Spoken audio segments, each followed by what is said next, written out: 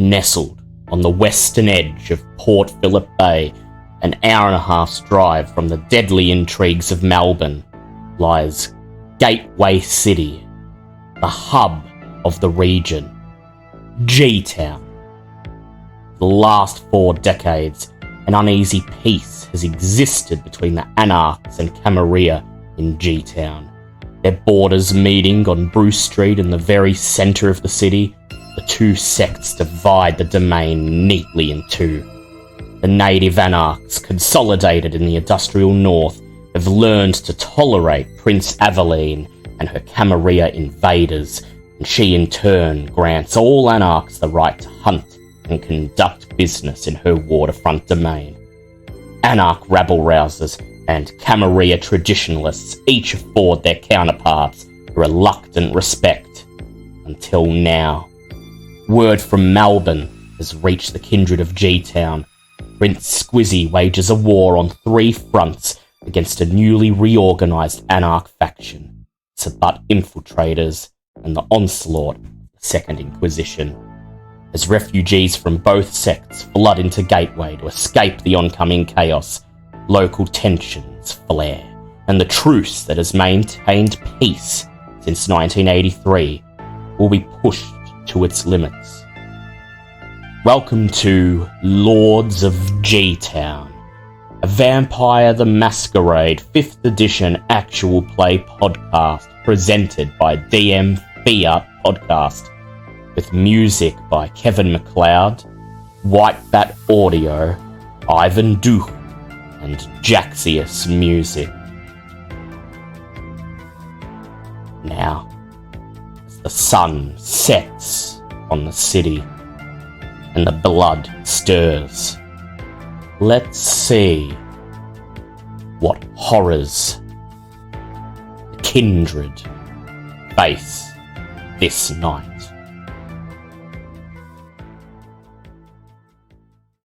Welcome back, everyone, to our Lords of G-Town campaign. This is session number 9, and it's going to be a very eventful one. You're on the cusp of solving the mystery of Nadine Brandt's missing ghoul.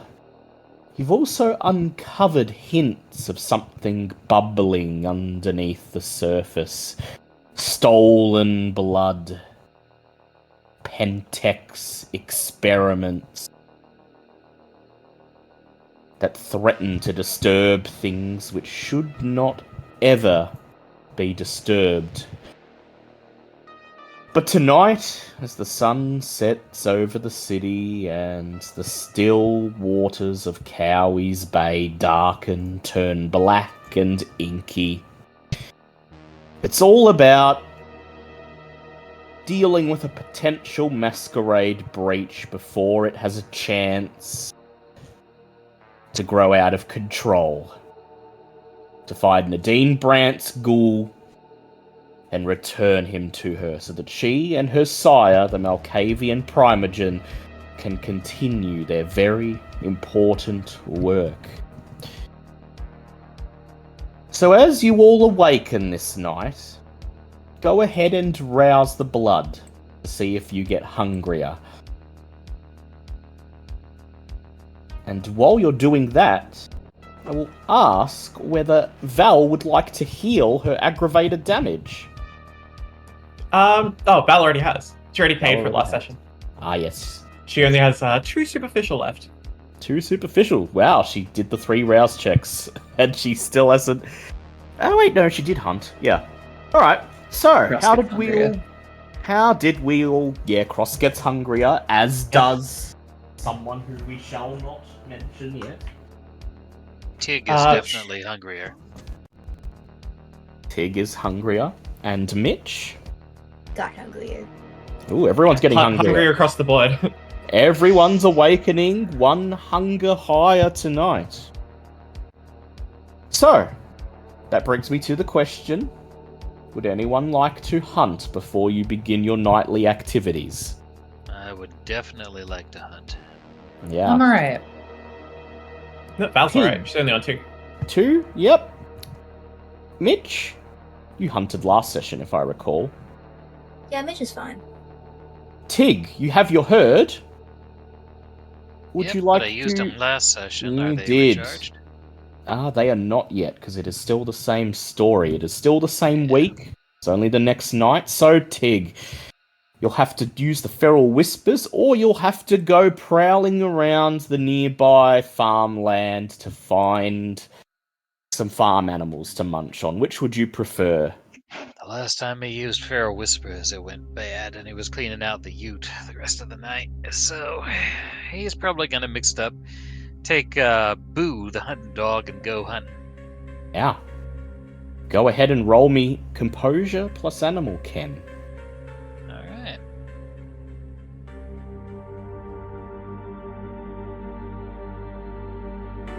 It'll be 5 successes. 5 successes. You stand up from the table and with the look of determination on your face as you step towards the screen door in the kitchen, Elaine knows what's up. She peers over the brim of her That's Life magazine and she says, "Well, just stay away from Old Man Jones's herd tonight. He's already down 2 sheep. Don't want to leave him down a 3rd. Oh, remember when he was young man Jones and he couldn't handle 3 sheep, let alone the herd he's got now. It's alright. It's alright, I'll leave him alone.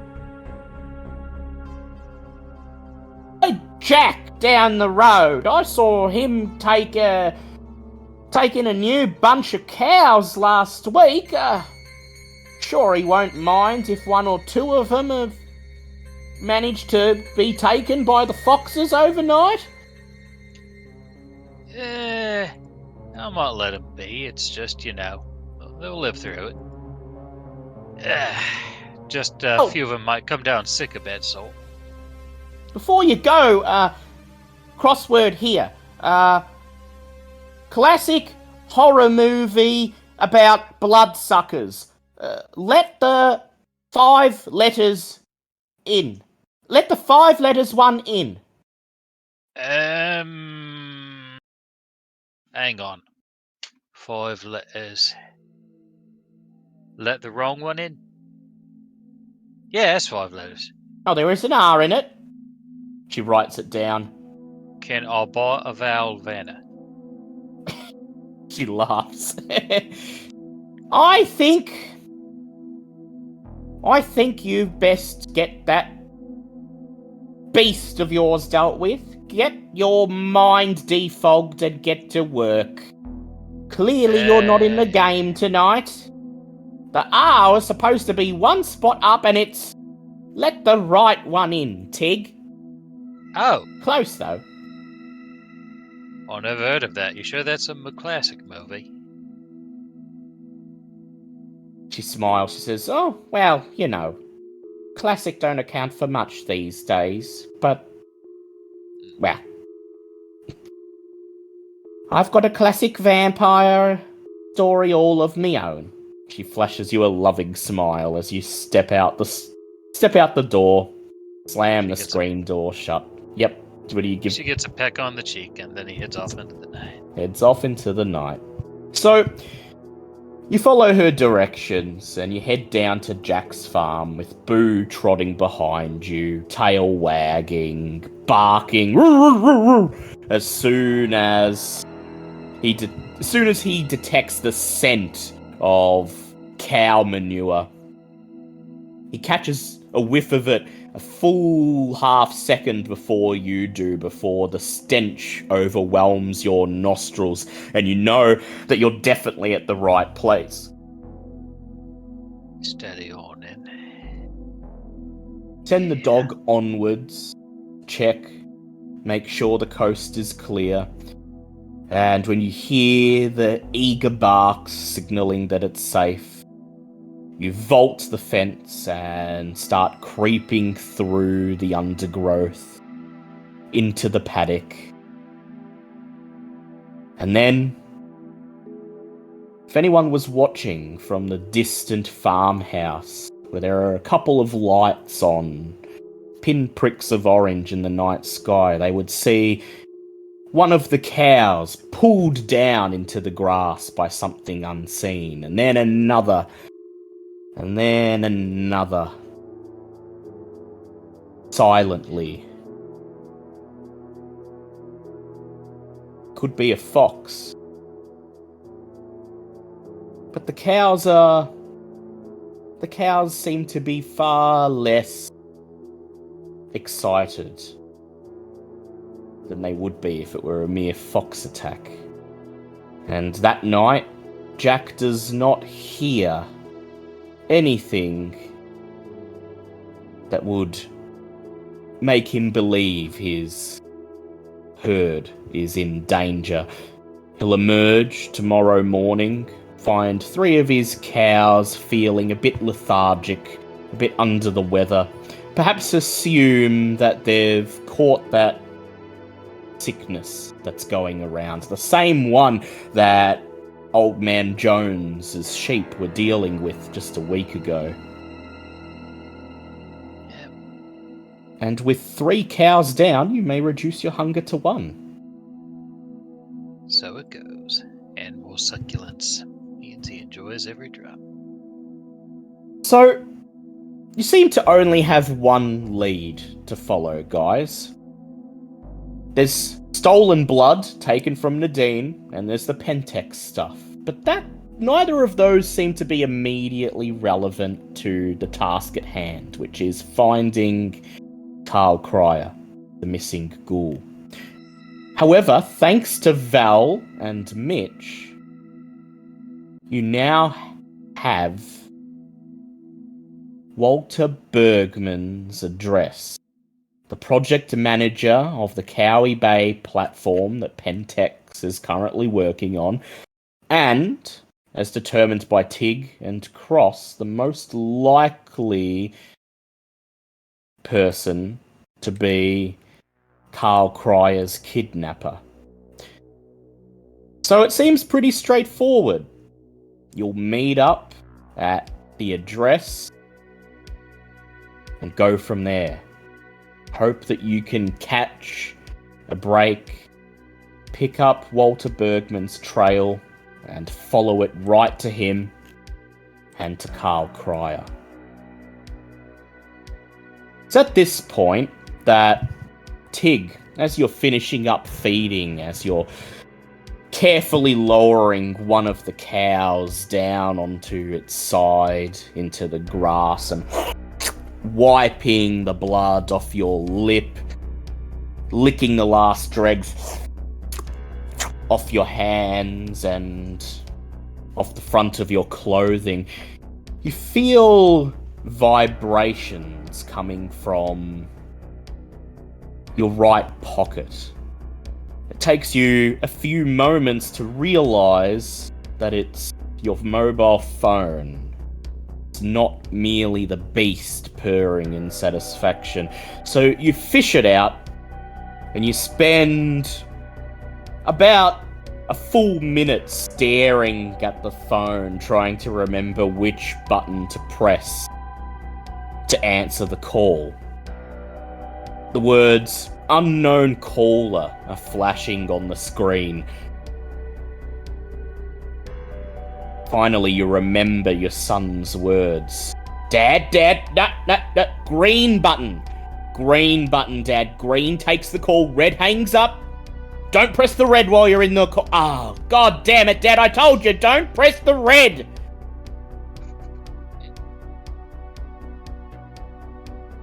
So you place your thick thumb down on the green button. The phone beeps.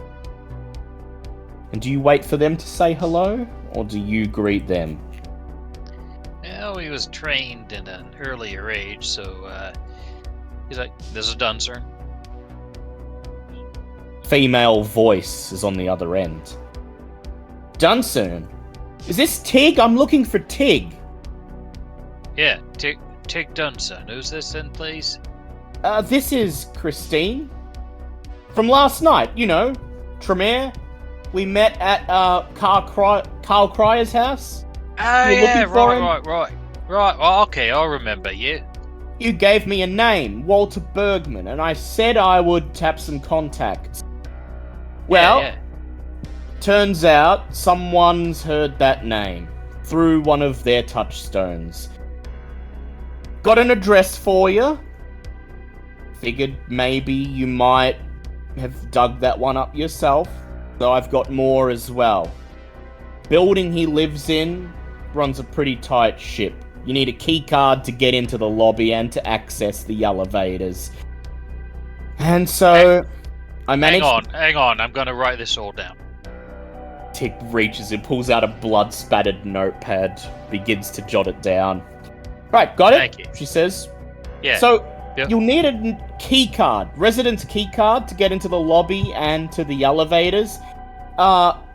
So, I cashed in a boon, and now you owe me said boon. Oh. And I All got my contact to get a key card from one of their mortal retainers who lives in the building. And they'll have it for you when you show up. So getting in shouldn't be a problem. Alright. That sounds like one of them, yeah, alright. Now look, we'll handle matters Okay. of prestation later. Boo. Just know I cashed in a boon to get this done for you, and, well, if you don't want to owe me, you'll remember what I said last night. Karl Crier is not being treated how he should be by his current domitor. It's up to you whether you take him back to Nadine, but if you do, you make sure you put the idea in his head that he needs to cut ties with her. Hell, if you can find a way to resolve this without having to bring him back to her, all the better. And I'll be ready and willing to swoop in. I've got people ready to make moves in court, and I will simply take him as my own retainer. All due respect, says Tig. It seems to me that experience and skill ghoul is worth a bit more than a key card. Just saying. Of course, she says. Remember, But we can sort that out after things get settled, yeah? you almost see her nodding on the other side, and she says, of course, matters of prestation will be dealt with later. Just remember, I have access to the blood bank. And I'd be happy to provide you with the same service that I provide Nadine through her ghoul. How I'd be happier knowing my blood's going to someone who has Karl Crier's best interests at heart than someone who doesn't. Yeah. Right. Thank you. Thank you very much. You done me a solid there. And remember that. I've done you a solid. So make sure you come through on your end. I never forget me debts, Christian. Don't worry. Christine, she says, correcting you. Oh, shit. Right. Hang on. Scribbles, scratching. Yeah. Alright. Then there's a beep and a click, and the line falls silent. You still there? No, okay, I think this me. Yeah, I think it works the same. Yeah, okay, hanging up now. Tick turns around, looks like at the cow that's like 3 inches away. What are you staring at?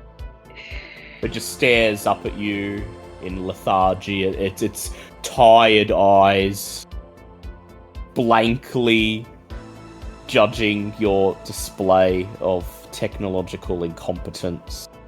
You and me like. Tick reaches out, pats him, and gets a move on. Cow just snorts as you turn away and begin trudging through the grass and are swallowed up in the night. The wag of a dog's tail being the last trace of your presence. Mitch, Yes.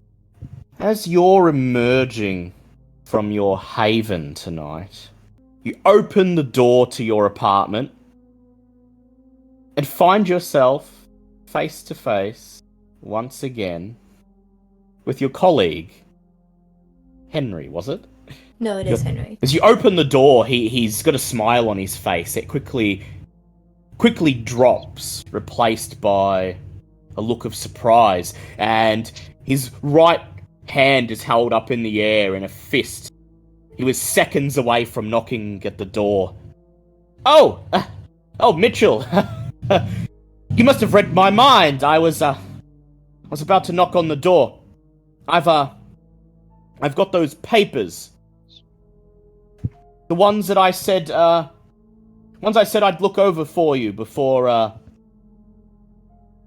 you marked them. Remember? Somebody in your mathematics class said something about theoretical physics, and you wanted me to look over their paper before you committed to a mark, being that it's outside your wheelhouse. Oh, yes, thank you. I honestly forgot all about that. It's been a little bit busy recently, but He passes you a bundle of papers tied together in a neat bow with a black ribbon. You look down at them and you don't recognize the writing. You don't recognize the name listed on the title page. It's definitely not one of your students. And you don't remember making any such arrangement, having Henry look over your own students' papers. There wouldn't be need for such a thing. If any of your students ever brought up theoretical physics, well, that'd be outside of the purview of your course. You simply wouldn't even take it into account.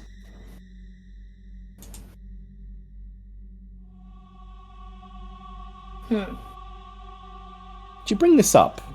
Or do you simply play it cool? I think Mitch is so scatterbrained that he honestly thinks that he just forgot entirely about an arrangement like that.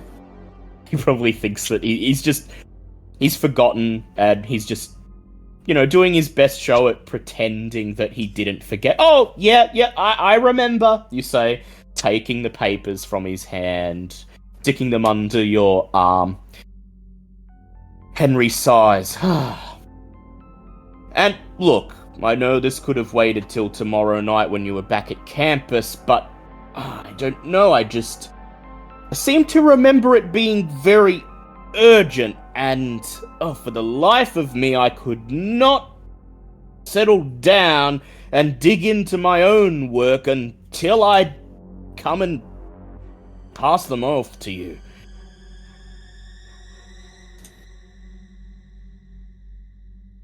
Mitch Anyway. is just gonna... Yep, go. He's gonna kind of politely nod along with that, but also take the papers and start thumbing through them to see what is written. As you thumb through them, you realize that the majority of papers that make up the top of the stack seem to be... Well, they're student papers, but they're not your student papers, and they're covering concepts that on first glance appear to be at least a decade out of date. If these are student papers, they're at least 10 years old. They're definitely not part of your class. And at the very bottom of the stack is a paper that you instantly recognize. It's got your name on the title page. It's your honors thesis.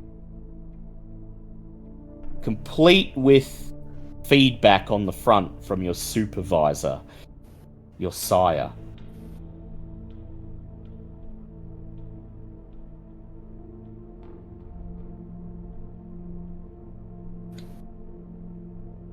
You seem to be particularly interested in that one, says Henry, noticing you staring, lingering on the title page. Strange, I swear I looked through them all. Checked them to make sure the theory was sound, just like you told me to, but... He scratches his head. For the life of me, I can't remember any bloody thing I read now. Well, that tends to happen with grading. It all sorts of kind of starts to blend together. Thank you anyways for delivering this to me, especially at this time of night. I really appreciate a hand delivery. Look, no worries, says Henry. I just had to, had the strange feeling I was forgetting something important, and I could not settle down till it was done. He holds out his hand for a shake. See you at campus tomorrow night. We'll check out the new drink that they got at the student bar, yeah? Yeah, of course. I'll call and let you know when I'll be available. Shakes your hand. Alright, Turu, he says, I'd best get back to it. I've got some papers of my own I need to mark, and shit, I was supposed to have done it yesterday. He gives a nervous laugh as he turns and steps down the hallway. And you're left there holding your own honours thesis in your hand. Your sire's words right there on the cover. Be more decisive, Mitchell, it reads. Don't be afraid to restate thesis. Sometimes you have to make a move.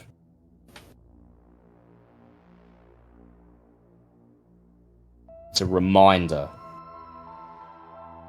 He's reminding you of the meeting that you had not too long ago.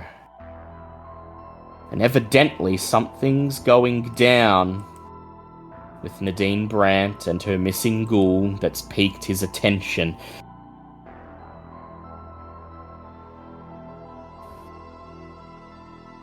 You remember his eyes boring into your own, his lips silently whispering a command you can't remember, burying it deep within your psyche to be activated. At a time that is convenient to your sire. And as you read over those words, something clicks in the back of your brain, and the submerged directive activates. Your sire's words drift into your mind, quiet, simultaneously friendly and patronizing. This is our chance, Mitchell. The Malkavian Primogen's got some dirty laundry, and you must leave it out to air. The opportunity shall present itself tonight, and when it does, you know what to do. I want Nadine and Gabriel's names. Worth less than the dirt on the prince's boot by the end of tonight, so that we may step in and take what we are owed. You shudder, feeling the full force of his personality wash over you. And then you sigh, folding up the paper, inserting it back into the bottom of the stack, and placing the stack down neatly on the coffee table behind you. Before you step out of your apartment, pull the door shut, and retrace the footsteps of Henry down the hallway and into the night. Any thoughts, Mitch?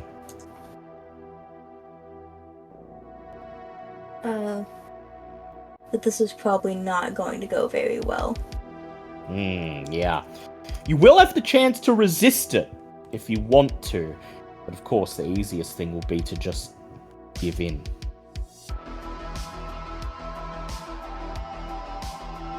We'll now move on to our main line of investigation. So, it's just shy of 8:45 p.m. The coterie quickly makes arrangements to meet at Walter Bergman's address, and you're finally together, climbing out of your vehicles in the parking lot in downtown G-Town. Public parking garage just off Bruce Street, meant to serve the high-rise businesses and apartment buildings that litter this part of town. Tig's alighting from his ute, the side of it splattered with muck and dirt. 3 dogs, as per usual, eyeing you, tails wagging from the back. Val climbing out of her Uber. Walking parallel with Mitch, who steps out of his beater. And the last one to arrive is Cross. The Uber pulls into the parking lot. Cross wordlessly steps out. Gives a look to the driver. Blonde-haired young woman who winks as she pulls out of the parking lot. "One day I'll get you to admit it," she says. "You're Adrian Cuddy. Or you're a dead ringer for him." The tyres squeal on the asphalt as Darcy's Uber speeds away. Tig, as you approach the others, you feel your phone vibrating again. You fish it out of your pants, look down, ready to hit the green button. But it's not a phone call. It's a message. A message from Bouncer. It simply reads, "Won't be there tonight. Got some shit on with Melissa. Club stuff. Sure you'll understand. If any cam get involved, give them a snarky comment and shake a fist in their face for me."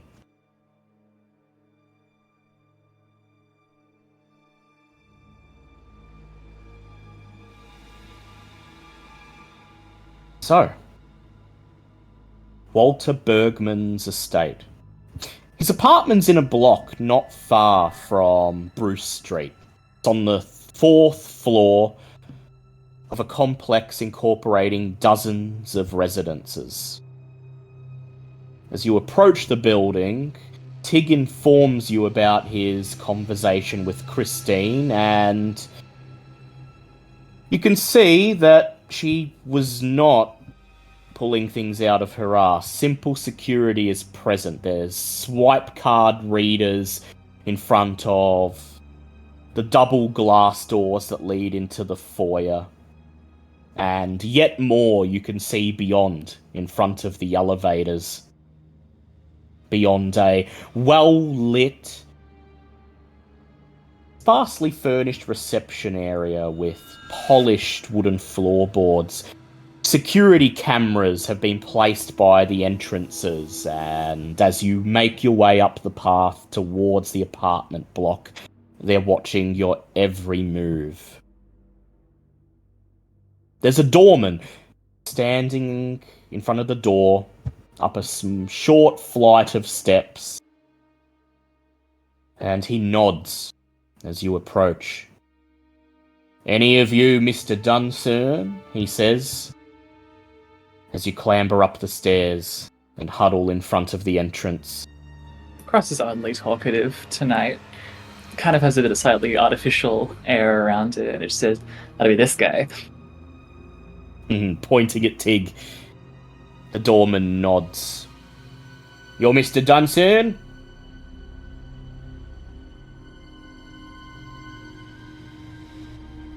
Tig? You're muted. Oh, Demi's I know you're muted. muted. Yeah, Demi's muted. Tig just... Tig Sorry. nods. Yep. Yeah, I was wall gap room. That would be me. Yeah, he looks up from the phone. He's still trying to figure out how to close Bouncer's message. The doorman nods. He reaches into the pocket of his uniform and fishes out a residence key card. He hands it to you. He says, "Been told to give this to you." And then He doesn't get to finish his sentence, for as soon as you pry the card out of his hand, the expression on his face vanishes. He stares back at you with a mask of neutrality, his eyes glazed over. He shakes his head and blinks. Sorry, residents only. If you got a key card, you'll have to swipe it. Otherwise, if you're here to visit someone, you'll have to tell them to come down and let you in. Tig reaches over and swipes the card the wrong way. Nothing happens. Quick question. He tries again. Do we know which apartment Walter lives at? Indeed, 302. 302. Is there any chance we can see it from the street? Good question. Make me a wits investigation check, please, Val. Or wits awareness. I'll take either. I'll take wits awareness.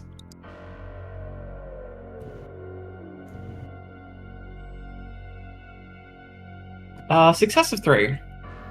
So as Tig leans over the card reader, swiping it again and again. What the fuck is wrong with keys and locks? I don't know. As the doorman just watches with an amused look on his face. You can tell under his surface, Val, that the doorman is struggling, waging an internal battle, whether to actually tell Tig that the card is the wrong way around, but he's trying his best not to, because it's amusing watching Tig with an entire entourage behind him trying desperately, swiping it the wrong way over and over. And you step backwards onto the edge of the stairwell and peer up, trying to figure out which of the apartments that look out onto the street below, if any, would be 302. And you're lucky, Val. It turns out 302 is one of the ones that faces the street. It's up there on the 4th floor, the top floor, the second one from the left. The lights are on and are gleaming out onto the street. There's a balcony. It's one of 2 apartments on that floor that seems to have one. The balcony seems to be relatively empty. You can just make out a fold-out plastic lounge chair and a smoker's table. And yeah, 302's on the 4th floor, because in this building, on this building, the ground floor is just administration. You know, the laundry and the superintendent's office and things like that. Sick, twisted management. So the balcony looks out onto the street. There doesn't appear to be much there. The lights are on quite visibly through the window, though the blinds have been pulled. And from where you're standing, Val, it looks like there's a sliding glass door on the balcony that leads into the apartment beyond. And it doesn't... I was going to say, does it look like it's open at all? You can't tell. The sliding door that leads from the balcony is shut, and there's a blind pulled over the other side, so you can't see through it into the apartment beyond, but it looks like it's probably not locked. The balcony doesn't look like there's any security to speak of. There's no screen door that you can see, no cameras. It's probable, based on what you know of these styles of apartments, that the balcony door probably doesn't even lock. That's all well and good, but Val doesn't have a way up. But that's not what she was looking for anyway. She just wanted to see if it was within hearing distance. So she's going to whip out her phone and put Walter's phone number into it and just give it a call. Yeah. See if she can hear it ringing from up there. As you dial his number, do you have Auspex? Yes. Do you have heightened senses? No, I didn't take heightened senses. So You don't hear anything, Val, but Cross has heightened sense, yeah. Cross, who has heightened senses, who's about to reach out to take the card from Tig's hand and swipe it properly. You're stopped in your tracks as you hear dun dun dun dun dun dun dun dun dun dun dun dun dun dun dun dun dun dun coming from somewhere on the 4th floor. And you peer over your shoulder, you see Val holding her phone aloft, and it's pretty obvious that she's just dialed Walter Bergman's number. Alright, Kid Wizard, do you hear it? Is he up there? Yeah, he's up there. Ah, shit, that's good and bad news. Alright, at least we know his phone's there. Yeah, you don't know if he's there. Finally, Tig notices that the card is upside down. With a nod from the doorman, he flips it over, swipes it, and there's a loud beep and a click as the double glass doors unlock and admit you into the foyer of the apartment building. Honest mistake, anyone could have made it. The doorman's holding back a laugh. He smiles and he says, just enjoy your night, sir. He grabs the door and pulls it open, holds it open for you as you step over the threshold. And the moment you step over the threshold onto the floorboards in the foyer, all of you feel an unmistakable sense of being watched. You peer around, and there's nobody in the foyer. It's completely empty. There's a reception desk and a door behind it leading to the offices beyond. It's closed, unmanned. To your right, there's another doorway leading into the apartment's laundromat and public kitchen. The lights are off. There's no sign of life, and behind you, the only one watching you is the doorman. And yet, quite obvious to all of you, someone is aware that you're here. They've been waiting for you, and the moment you stepped over the threshold, they've started watching your every move.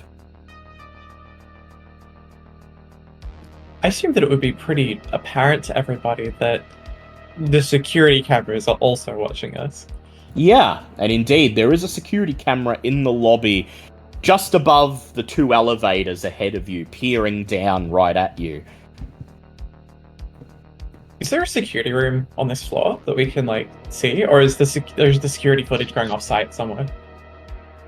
You peer up at the security camera, and there's a sticker on the side of it that says it's handled by Bosch Security, which indicates to you that it probably is being streamed somewhere. That's a problem. Yeah, Val's gonna kind of thumb a gesture at it and get Cross's attention since they're the tech head. And so, Cross, with your dots in technology, it'd be pretty obvious to you that the cameras they've got on site here are being handled by an external firm. You recognize this exact model of camera, and it generally doesn't really have the capacity to store footage itself. It's offloading whatever it's recording in real time to somewhere else, a server off-site.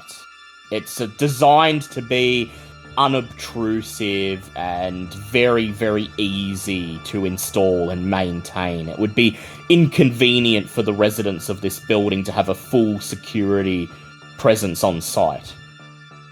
Cross relays this in exacting detail and adds, so if we took out the internet... What can you do that? Just take out the internet?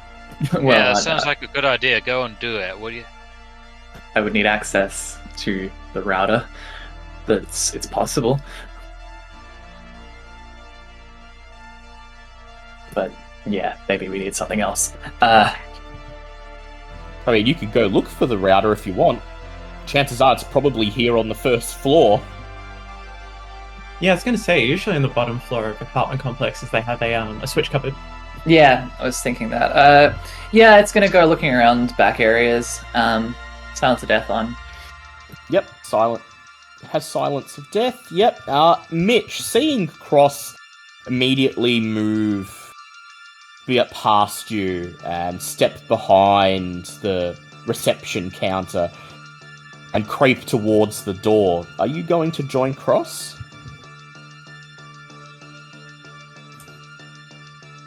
Yes.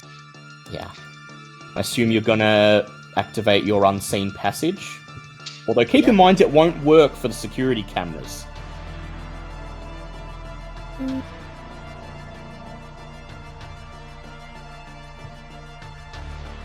Security cameras are a problem. If there's anyone down here walking around, it'll keep you hidden from them, but yeah, you've already been logged on the security cameras and won't be doing anything to stop that. I think Mitch would want to kind of position himself as like a barrier, so if anyone tries to go back there, he can get to them first. If Cross is still back there. Yeah. So, visible, just standing there in case anyone approaches the door, ready to head them off. Yes. Yeah. So Mitch follows Cross to the door, and as Cross pulls open the door that leads into the admin office beyond, you stand in front of it, fold your arms, and lean against the door as Cross pulls it shut. Cross, go ahead, make for me a wit stealth check, add your obfuscate. Can do.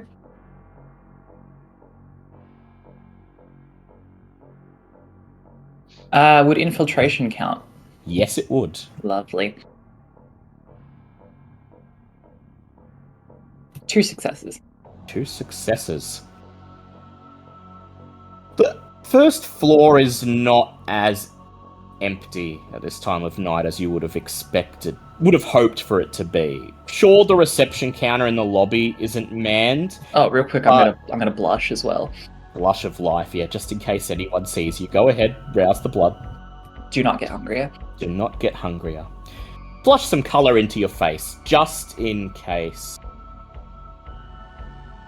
There's a night watchman, or a janitor, or perhaps some amalgamation of the two. Some poor sap who's been forced to do both jobs, prowling around the admin area, tidying up the desks, rifling through papers, dragging a mop and a metal bucket behind him as he goes about his business, humming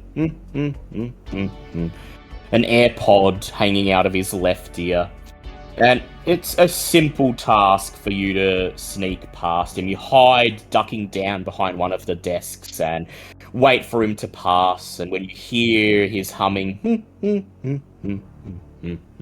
pass you by and hear the metal bucket being dragged across the floor, you emerge, crossing behind him to the back of the office where there's a switchboard closet. You pull the door open and find at least 30 or 40 differently coloured LEDs and various switches looking back at you. Most of them unlabelled or labelled in handwriting so messy that it may as well be Egyptian hieroglyphics. Syntax, they're here. Go ahead. Not again. Go ahead and make a intelligence technology check for me. Sure. There's no snakes around then. No snakes. This doesn't appear to be a Sedite den this time. 5 successes on that one. 5 successes. Most of them control things like power to the keycard readers and lights, phone lines. The router is actually pretty simple to find. It's its own separate unit down at the bottom of the closet. It's apparently been upgraded several times as it's embedded within a casing that's a patchwork of various different colours and grades of steel. You lean down, switch it off, and one of the LEDs on the switchboard dies. Instantly out in the lobby, the red blinking light on the camera blinks once more and is gone. Just to confirm, Cross pulls out its phone and just checks to see if there's any Wi-Fi around or anything. You get Wi-Fi signals, but based on the fact that they're all 1 bar, 2 bars, none of them are emanating from this router. Lovely. You turn and begin to make your way back across the office to the others. And as you do, you once again feel that unmistakable sense that you're being watched. You peer over your shoulder expecting to see the janitor come night watchman, but his back is turned to you. He is currently mopping around a desk on the other side of the office, humming away, dancing as he inserts the mop into the bucket and wrenches the water out onto the floorboards. And I will reveal at this moment in time that someone is indeed watching Cross, watching the coterie in general.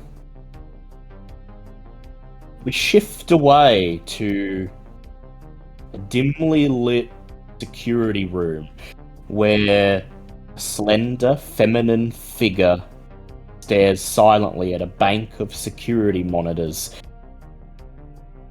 The feed from the apartment's security cameras is being beamed here, and on one of the monitors she can quite clearly see the coterie standing in front of the elevators waiting for Cross to return. That's not what she's looking at.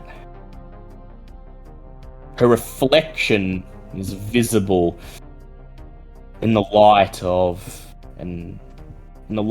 one of the screens nearby. Her eyes rolled into the back of their sockets. Beady black voids piercing the veil between this world and the next. As she watches Cross through the eyes of an unseen presence that silently tracks it across the floor, watches as it opens the switchboard closet, locates the modem, and turns it off. And does this watcher say something? It was a good idea. It's not going to work, but it was a good idea.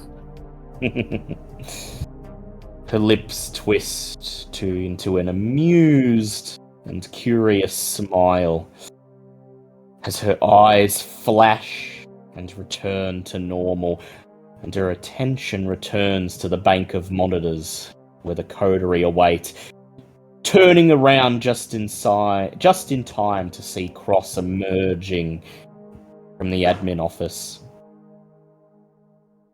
Val, it's quite clear to you at this point that the security camera is no longer watching your every movement, and indeed, on the bank of monitors, the watcher gets about 10 more seconds of footage, just enough to see Cross returning to the coterie before the footage flickers away and the words "no signal" blink on the screen. But this is not going to stop her from watching them. She smiles as her eyes roll once again back into her sockets, turning into black voids. An unseen presence enters the apartment lobby, glides through the reception counter, and hangs in the air watching the party from above, giving her a bird's eye view of them as Tig swipes the card in the card reader and the elevator doors slide open. Nice work with that. I had no idea you could just turn off the internet like that. Well, it only works for like these are pretty shit systems, so it's only network connected. There might be a local backup around here somewhere, but it at least means that nobody's watching from outside. You're already trying to clean up one Masquerade breach. We don't need to. Yeah, you all know the drill. Just as well, because there's another camera inside the elevator, peering down at you from the corner. The elevator door lingers open perhaps a second longer than it should, and then finally it whooshes shut and the elevator lurches, rocketing up to the 4th floor. And as it does, that feeling that you're being watched does not dissipate. In fact, if anything, it grows stronger, almost as if whatever's watching you is here, in the elevator, standing right beside you. The elevator arrives at the 4th floor and the doors slide open, admitting you to a long, narrow hallway that runs down the 4th floor and grants access to all of the apartments on this level. Room 302 is only a short distance from the elevator. As you gather in front of the door, Tig yet again whips out the card, makes sure it's the right way around, and swipes it in the card reader. There's a click, and the door to room 302 slowly creaks open of its own accord. The creak echoing down the empty hallway.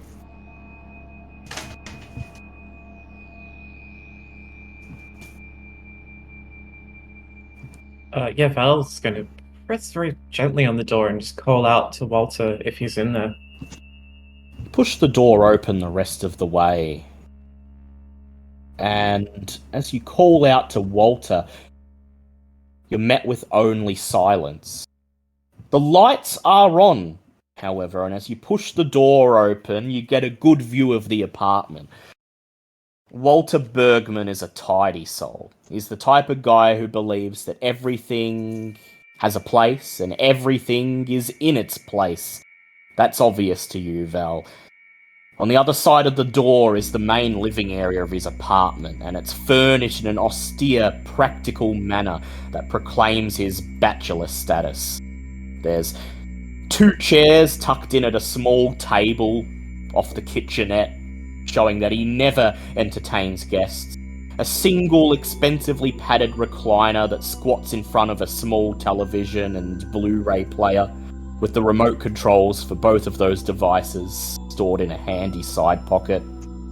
The kitchen island, just beyond the living area, looks like it's never been used. Immaculately clean, brand new looking utensils and pots and pans hanging from hooks.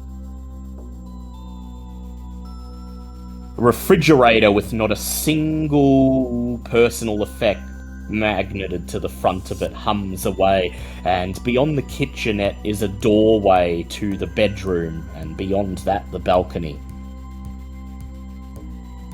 As they all enter, Val's going to stay at the door and gently press it closed, locking it from the inside. Yeah. And then whip out her phone again to make another call to his mobile. Time you all hear it. The telltale ringing of his phone. Doot, doot, doot, doot, doot, doot, doot, doot, doot. It's coming from beyond the kitchen, from the bedroom.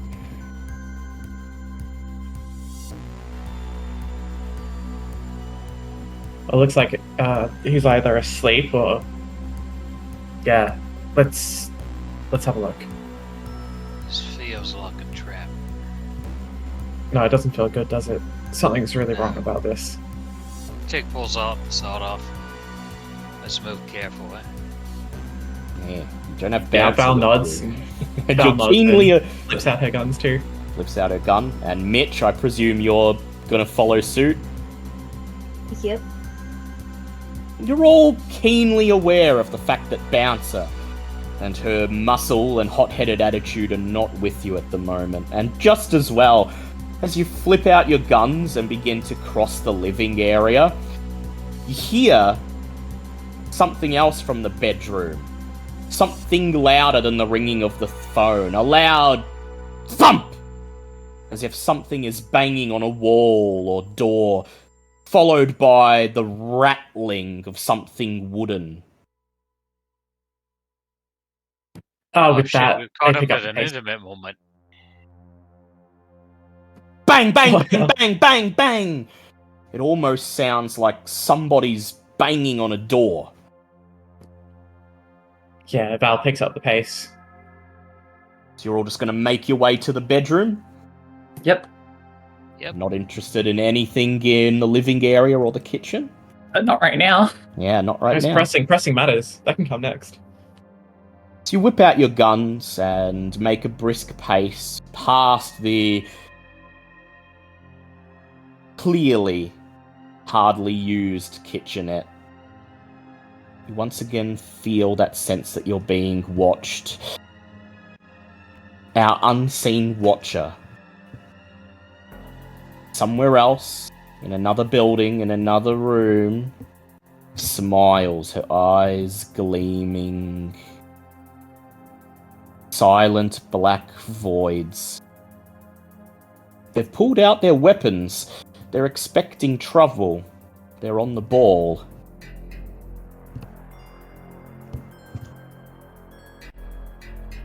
Val is the first to push open the doorway into the bedroom. And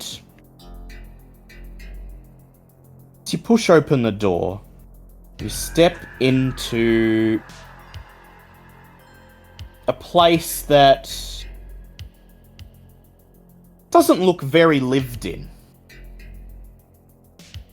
The bedroom is nearly empty, save for a king-size bed pressed up against one wall, neatly made at the moment with clean white bed covers. The wooden floorboards are polished to a mirror sheen. There's a bedside table and a matching vanity across from the bed next to the entrance, next to the sliding door that leads out to the balcony, and both the bedside table and the vanity are made of very expensive looking mahogany. The only other thing of note in the bedroom is a set of double wooden doors that lead into a walk-in wardrobe. You hear one more thump, and you see the wardrobe door rattle before whatever commotion is happening on the other side falls silent.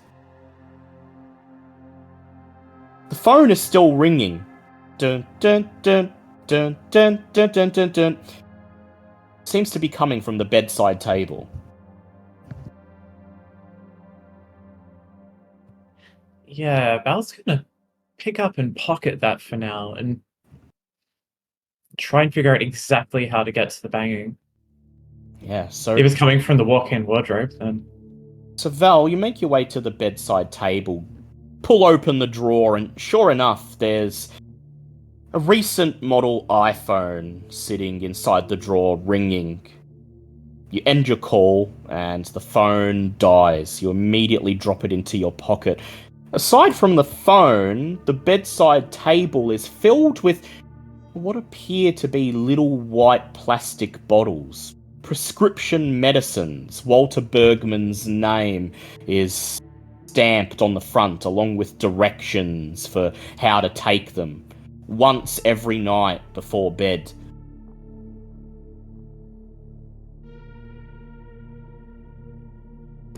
that's also going to get checked up on again in a second. It seems What like was he's the probably in trouble in here. Yeah, it's got plenty of medication. Cross, you took an interest in it. Yeah, what was it? Yes, there's just several bottles of prescription medication. You open one of the bottles and it's filled with circular white pills. There's no Do you label? have... There is a label. It has his name. It has directions for use. One every day, every night before bed, and a name of the medication itself. Do you have any dots in medicine? No, but it has Google. Yeah. So you quickly pull out your phone and type the name of the medicine, mirtazapine. Ah. It's an anti-anxiety med prescribed for anxiety disorders and also to help with insomnia. It's been prescribed in what, according to Google, is a particularly large dose, at least double the normal dosage. Right, so it seems like Walt has been struggling a lot lately. But chances are he's also locked in a cupboard here. We gotta deal with that. Yeah. Right, yeah. Not be reading pill bottles. The thumping appears to have stopped for the moment, however. We could still tell where it was coming from, though, right? Yeah, you can tell it was coming from the wardrobe. You saw the door rattle once before it stopped. Alright, well, Val's just gonna rip it open. Yeah. I don't know why we're dealing with the pill bottle first. Val crosses Because in it's front of- cross. Yeah. That's true, that's true. It is like that. Val crosses in front of the bed, walks straight up to the wardrobe, and pretty similar to the one you have at home, Val. It's one of those walk-in wardrobes where, you know, you've got enough room to try on several outfits and have a mirror in there, and you can basically plan your whole outfit and try it on without having to leave the wardrobe. You grab the handles of the door and pull them open. And as you do, the first thing you notice is the horrific stench that instantly overwhelms your nostrils, a smell that you instantly recognize as rotting flesh. And then, about half a second later, a heavy-set man with dead eyes and skin that's peeling off raw bone leaps out through the doors right onto you. Go ahead, Val, and make me a strength brawl or a dex athletics. I will take the... Ooh, neither's good. Guess I'll take the Dex Athletics. Oh, can I use my Rapid Reflexes for that? Sure can. You can add your I'll let you add your celerity to the roll in Okay, that case. that brings it up to 3. That's a bit more comforting. 3! There you go. 3 successes. 3 successes.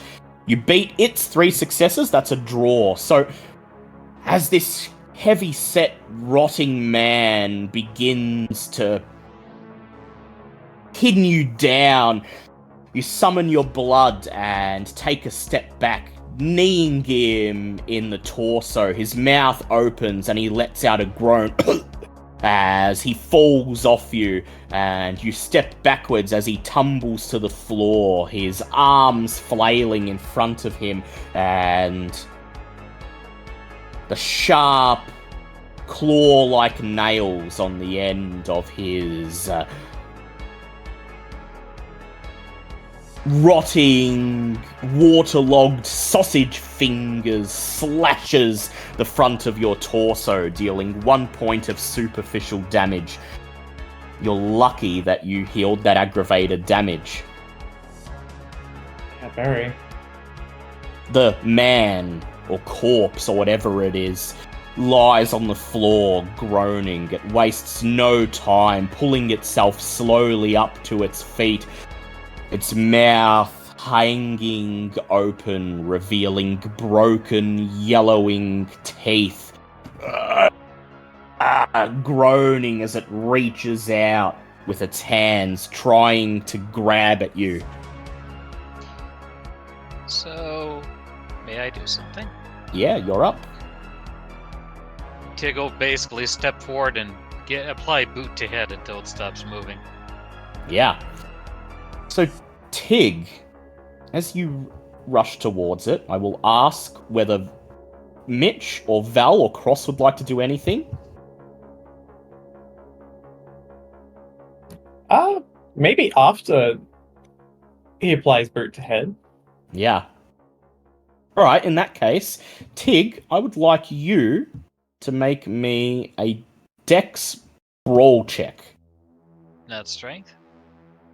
No, because you're crossing the room to get to it before it reaches out to Val, so I think Dex would be more appropriate. Alright, that's fine. 4 successes. 4 successes. Oof. It rolls a crit and gets 6 successes. So Tig's on the ball. He bares his fangs and rushes across the room, vaulting over the bed, about to bring a heavy farmer's boot down on the creature's head. And despite its rotting flesh, its peeling skin, its visible bone, it moves with surprising speed, pulling itself out of the way, and as Tig's boot slams down onto the floorboards, crunching into them, the creature rears up, moaning, and leaps onto Tig, pushing him back onto the bed as it slashes its claws wildly into his neck. Yeah, it's fine. I got it off Val. I'll be happy. How many successes did you get again, Tig? Was it 3? 4. 4. Yeah, so you Four, take so 4. you take 3 points of superficial damage after it's That been many? halved. Ouch. Okay. Got it. Mitch, Cross, Val, Tig's pinned to Walter Bergman's bed. The bulky, rotting corpse is wrestling with him. He's managed to stop it from clawing even further into his neck, but it's gnashing its teeth, trying to bite into his face as he wrestles. I feel like this would be a perfect opportunity for Val to have a premonition about Walter. Yeah. Good timing. You'd like to roll for a premonition? Yeah. Yeah, go ahead. Rouse the blood for me. While you're doing that, Christ has a specialty in biology. Is there anything particularly rotted about this creature? Any particular weak points? Make me an intelligence science check. Sure.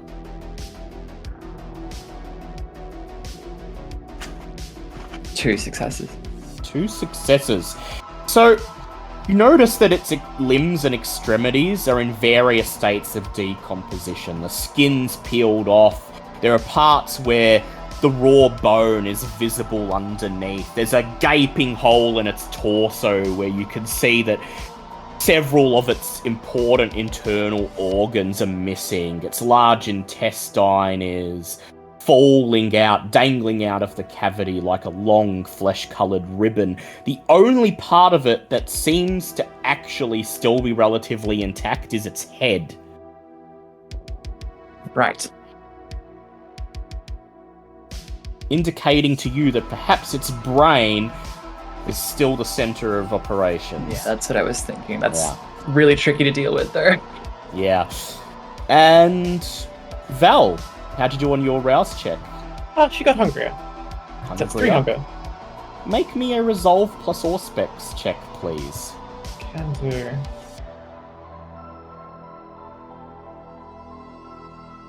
That is 2 successes. You gaze upon the corpse as it wrestles with Tig on the bed and close your eyes, and you're expecting to see Walter Bergman's face staring back at you. You're almost waiting for confirmation from your beast that this unfortunate creature is Walter Bergman. But you don't get what you're looking for. Instead, you're staring through Walter Bergman's eyes, here in this bedroom at Karl Crier, the missing ghoul, recognisable from the pictures on the old playbills that Cross and Tig showed you. He's sitting on the bed, shrugging, shaking his head. Okay, well, look, I can deal with it, I can put you under hypnosis, but is the weapon really necessary? I gotta make sure you're not gonna run off on me. You growl as Walter Bergman. Do what you gotta do, I need to know. I gotta know where these dreams are coming from. I know someone's done something. I just need to remember. Well, I can help you with that, and I tell you what, I know somewhere safe we can go. If you will just let me go there, I have an agreement. My Domitor has an agreement there. We will not be bothered. And where is it? You better not be trying to pull any funny shit. I swear. You jab the gun into Karl Crier's rib. I swear I just wish to help, says Karl Crier, raising his hands. I know a place. I know that they will help us, and we will be allowed to do what we need to do for as long as we need to do it. Okay, because they're on my trail, and if they find me, you're gonna pay. There's a flash of light, and the next thing you see is a slender feminine woman staring at a bank of security monitors, her eyes little more than black, shining, inky voids. On the wall behind her is a poster advertising G-Town's famous Eagles cover band, the Birds of Prey. She smiles. And if that watcher were thinking of leaving a surprise for anyone in Bergman's wake, what would she say? I think she's just smiling to herself for now. Just smiling to herself. And Val, you get the impression that she's planning something. There's a knock on the door. She whirls around, nods, barks a silent order to enter. The door is flung open and a man in the sort of uniform you would normally associate with a hotel concierge, red jacket and lapel with black slacks, steps in, and he says, Mr. Crier and his entourage have been given safe harbor in accordance with the protocol, and you wish to have something in the apartment just in case. The woman nods. Very well, we'll make sure of it. He pulls the door shut behind him. And then, Val, you're back in the bedroom, back with Tig and the rest of the coterie as the corpse groans, gnashing its teeth, trying its best to get at Tig's fleshy bits. Wow, okay. So we know where they are. That's a good thing, I think. But it wasn't relevant to the current situation, it seems. No, definitely not. So, Cross, you've determined that the brain is probably the weak point. And that leaves Mitch. You're the only one who hasn't done anything yet. Yeah, I think Mitch... Okay, so obviously it's like really bad to fire a gun in an apartment complex, so we're gonna have to do this without doing that. Probably I a think wise Mitch idea. is gonna take one of his pins and try to go through the eye socket of the Yeah. creature. Cross points at it. Go for the brain, it says. You fish one of your fountain pens out of your pocket and rush towards it. And I would like you to make me a strength melee check.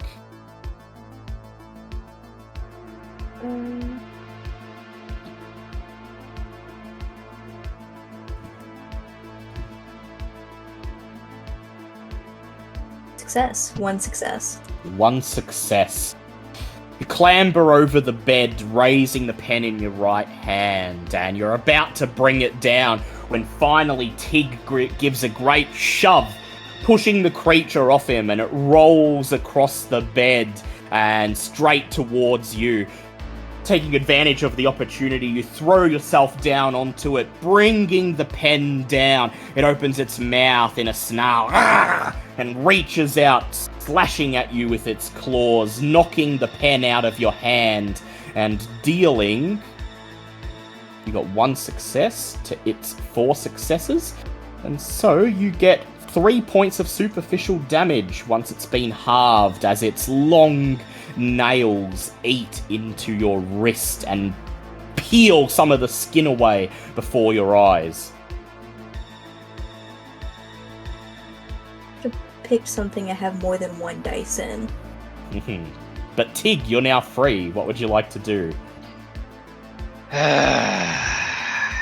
Okay, this is a problem. Well, didn't want to do this, but we'll go ahead and rouse the blood to boost strength. Yeah, getting hungrier. Rouse the blood to heal. Don't get hungrier. Don't get Heal hungry. 2.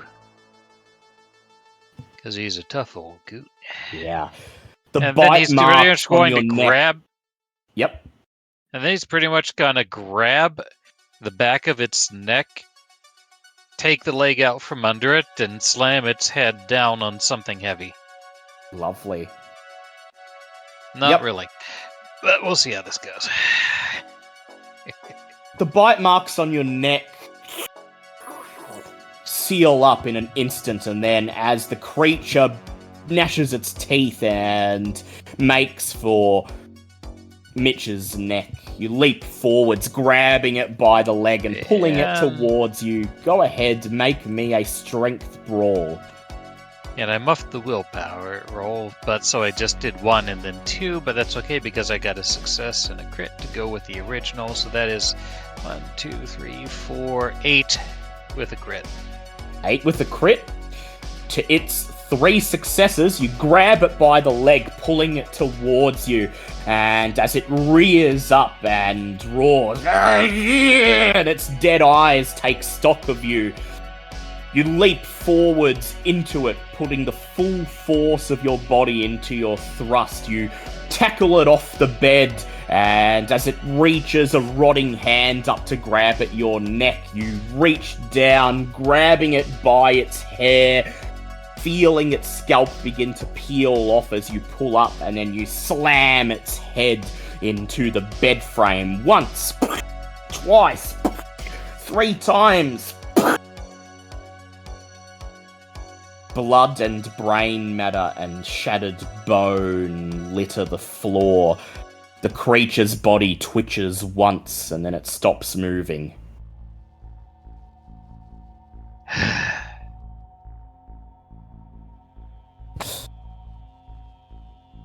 Our watcher, our mysterious watcher, catches all of this.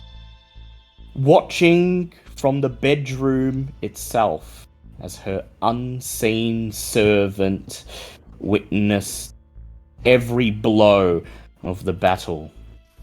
Hovering above the bed, peering down, a bird's eye view of the struggle. And does she none like were the wiser. Not bad.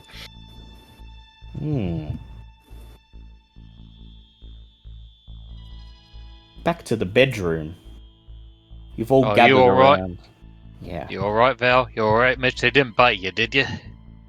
You don't want you to turn. I'm alright. Are you alright? Yeah, it didn't bite me.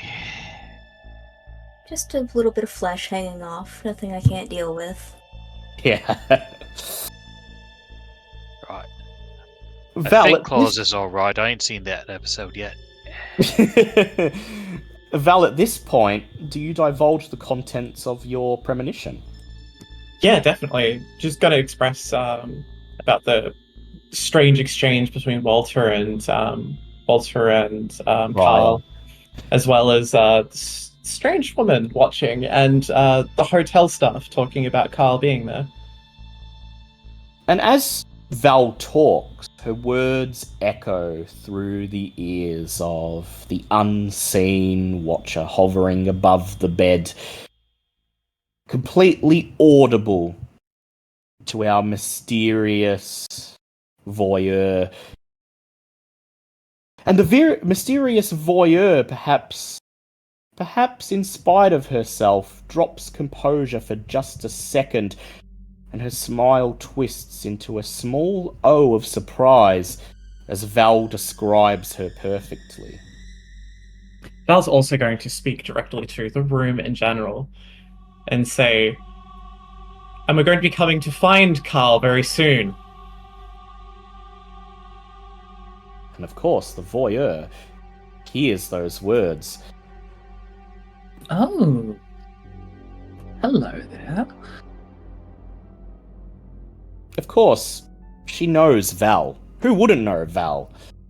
One of Jeanette's harpies, child of the Keeper of Elysium.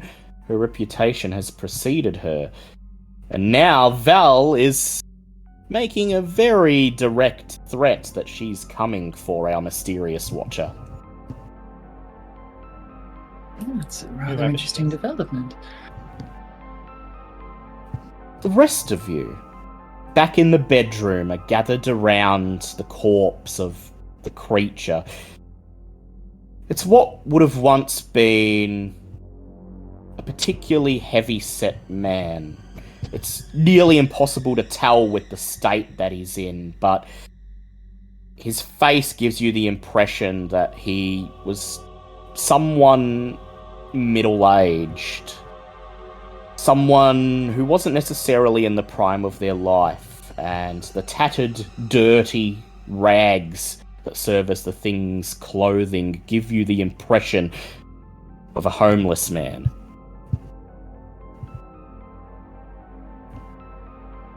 And even though it is dead, whatever it is, probably dead, that feeling of being watched persists, perhaps now stronger than ever.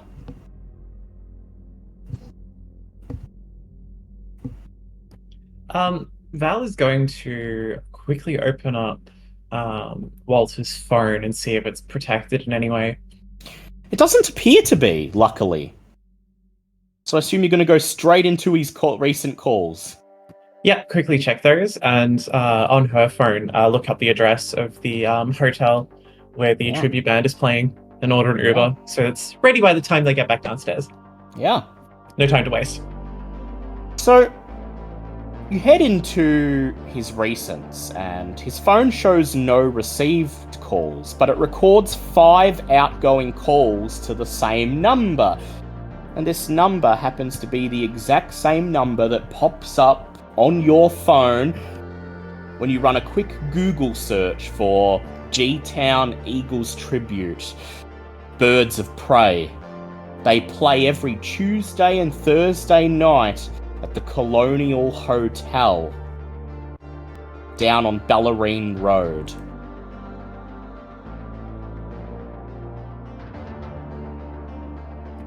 Well, she's going to be slipping that back into her pocket. It's another phone for another day. And And Val, start making her way out. I will ask just you, because you're the only one who would have the status to know this. Oh, I'll allow Mitch as well, actually, to go ahead and make me an intelligence plus politics and add your Camarilla status as an additional dice.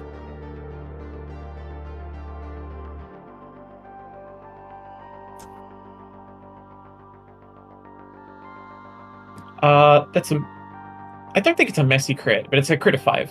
Crit of 5. Yep. And Mitch? Crit of 7. It takes a few seconds for it to click, but then it does. Of course.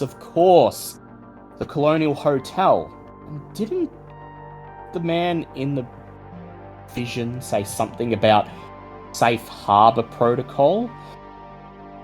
The Colonial Hotel is an outpost of the Hecata.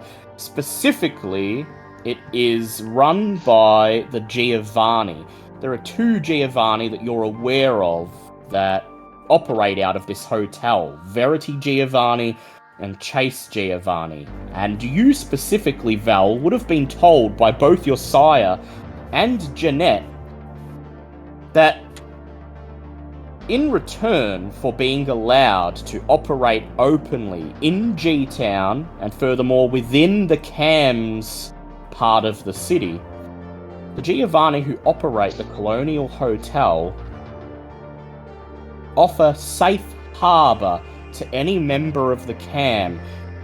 That is, if any member of the cam arrives within the hotel and requests safe harbor, they will be provided with a place to hide and lie low, no questions asked. Essentially, becoming protectorates under the Giovanni.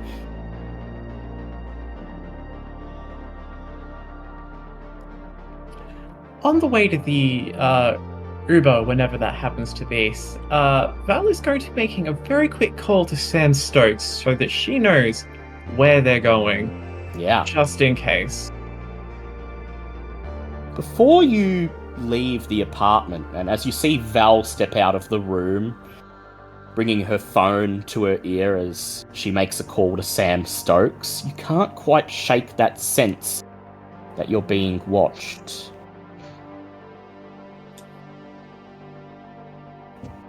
Is there anything else you're interested in the apartment? It's probably more of a cross thing, but I bet there's some things lying around in like the lounge or kitchen or in the bedside tables or something. Yeah. Well, if Tig Mitch? and... Yeah, Mitch, go ahead. Oh, sorry. I was gonna say Mitch was gonna take pictures of the body and send them to Hawthorne with Yeah, a good note idea. of like another Masquerade breach that we're gonna have to cover up.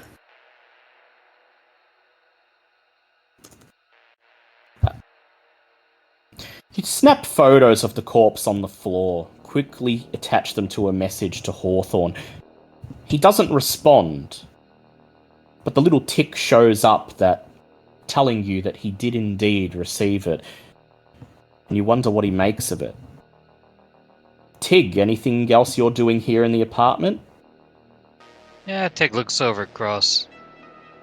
Alright, it's a weird dead thing, and he said there was something going on with dead stuff when we checked his room. You want to check dead things in this room too?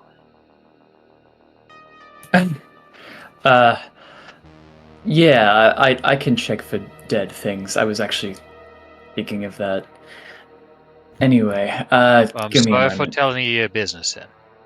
Yeah, so Cross, go ahead for me, and let's do a... Let me just look up the actual Oblivion thing. It is Oblivion site, I believe. It is free, and it does not require... Wait, no, it's not Oblivion site you have. It's the Binding Fetter, isn't it? I think where the shroud thins might be a little more useful Yeah, here. yeah, it might be a little more useful. So go ahead, rouse the blood.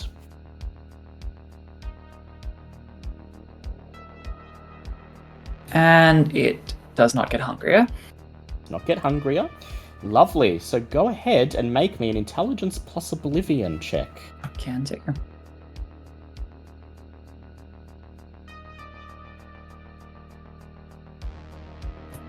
One success. I might re-roll that. Make it 2. 2.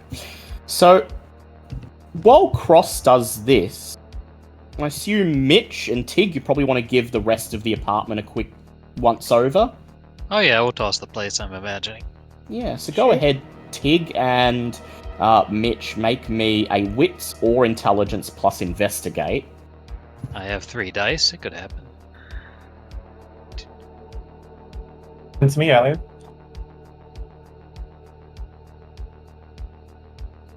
Messy critical 4. Boy. Yeah, this will come into effect soon. This apartment is So- so trashed. So as Cross kneels down in front of the bed and unslings its pack, pops it open and begins to arrange all of its instruments around in a circle and close its eyes and begin to mutter the incantations, you all leave the room and decide to give the living area and the kitchen a quick once-over, just in case there's anything you missed. Mitch, how did you do? He got 2 successes. 2. So, the kitchen slash dining slash living room is open plan. The line between the tiles and the carpet serves to delineate the spaces. The living room is mostly unremarkable. It shows that Walter enjoys 80s rock, mostly through compilation albums. There's no band overly represented to denote a favourite, although he does have an awful lot of Eagles best of sets. His television is small and functional, and when you turn it on, you see that he has a few streaming services, and there's a Blu-ray collection underneath the TV, and it mostly comprises action films from the last few years.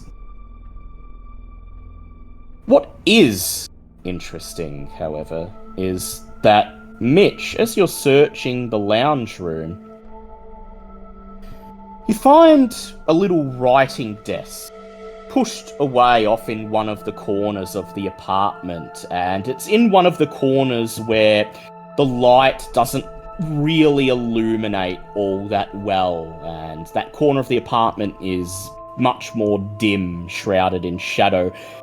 So you didn't notice it coming in, but now it's quite clear to you that there's a desk there. So you make your way over to it and slide up the little sliding panel to look at what's underneath, and you find a calendar.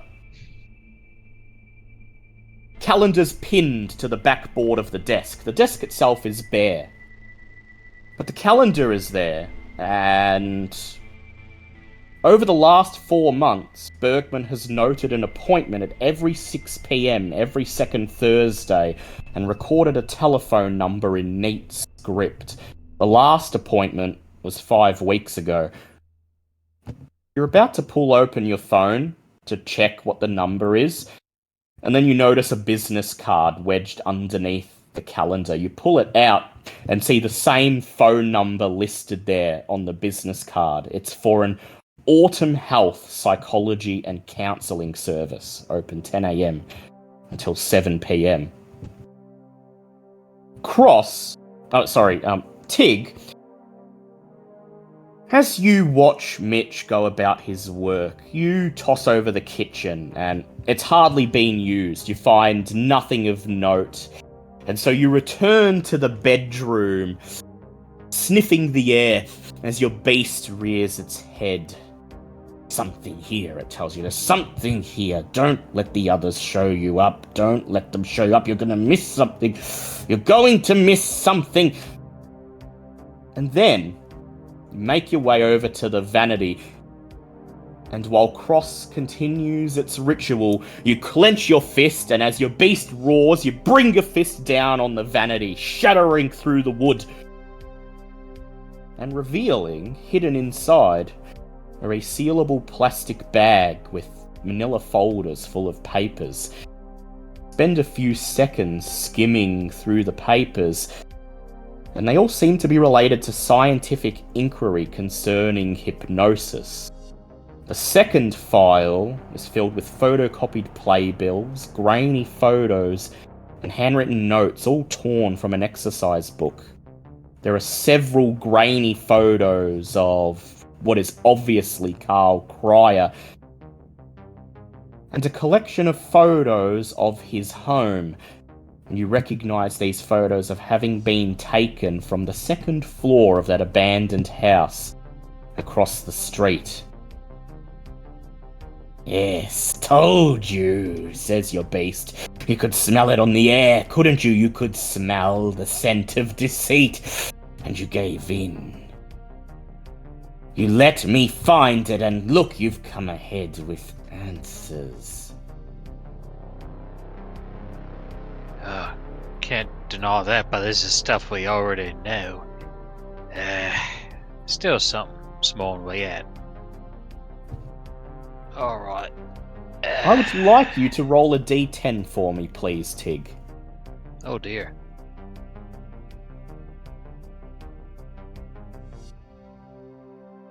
Total failure. Total failure. So we will say, yeah. And the beast, even though it provided you with something you already have, demands payment. A finder's fee, it growls. And you manifest the hunger compulsion. For the next scene, after this one, you will have a penalty of 2 to all non-feeding related pools. You may satisfy this compulsion by slaking 1 hunger. I gave All you what right. you wanted, now give me what I deserve. Right. Settle down, I'll find you something. I'll find something. You hear Cross finish its incantation, and Cross, the bedroom gives way to the Shadowlands, and a twisted version of the room opens up before you, one where the bed is a stone sarcophagus and the wooden floorboards are caked with blood and grime and bone. And directly above you, its eyes glowing bright red, peering into your very soul, is a particularly ancient and powerful wraith, perhaps the strongest you've ever seen. It catches you staring up at it, and the blackness, the inky darkness that passes for its face folds and opens, revealing a tear for a mouth which twists into a mischievous smile. And then it disappears. You feel the vibration echo through the veil. Feels like you're being buffeted by a particularly strong gust of wind. You feel your hair whipping around your face. And then it's gone. And its presence, that sense that you're being watched, vanishes along with it. Our mysterious watcher's eyes glimmer. The black voids flicker, and her eyes return to normal. A little slow on the uptake there, boy, but I'm glad you figured it out. Gotta be honest, you weren't expecting Cross to find it. Not a whelp like Cross. Are you impressed? It's not bad. You could do better. Cross. You return to the Skinlands to find Tig standing in front of you, frothing at the mouth, like a hungry dog. Whoa, Take these. He thrusts a collection of papers bound in a manila folder that's barely holding together after Tig's torn it open into your hands. Okay. We were being watched, by the way. Like definitely. Nice. Okay.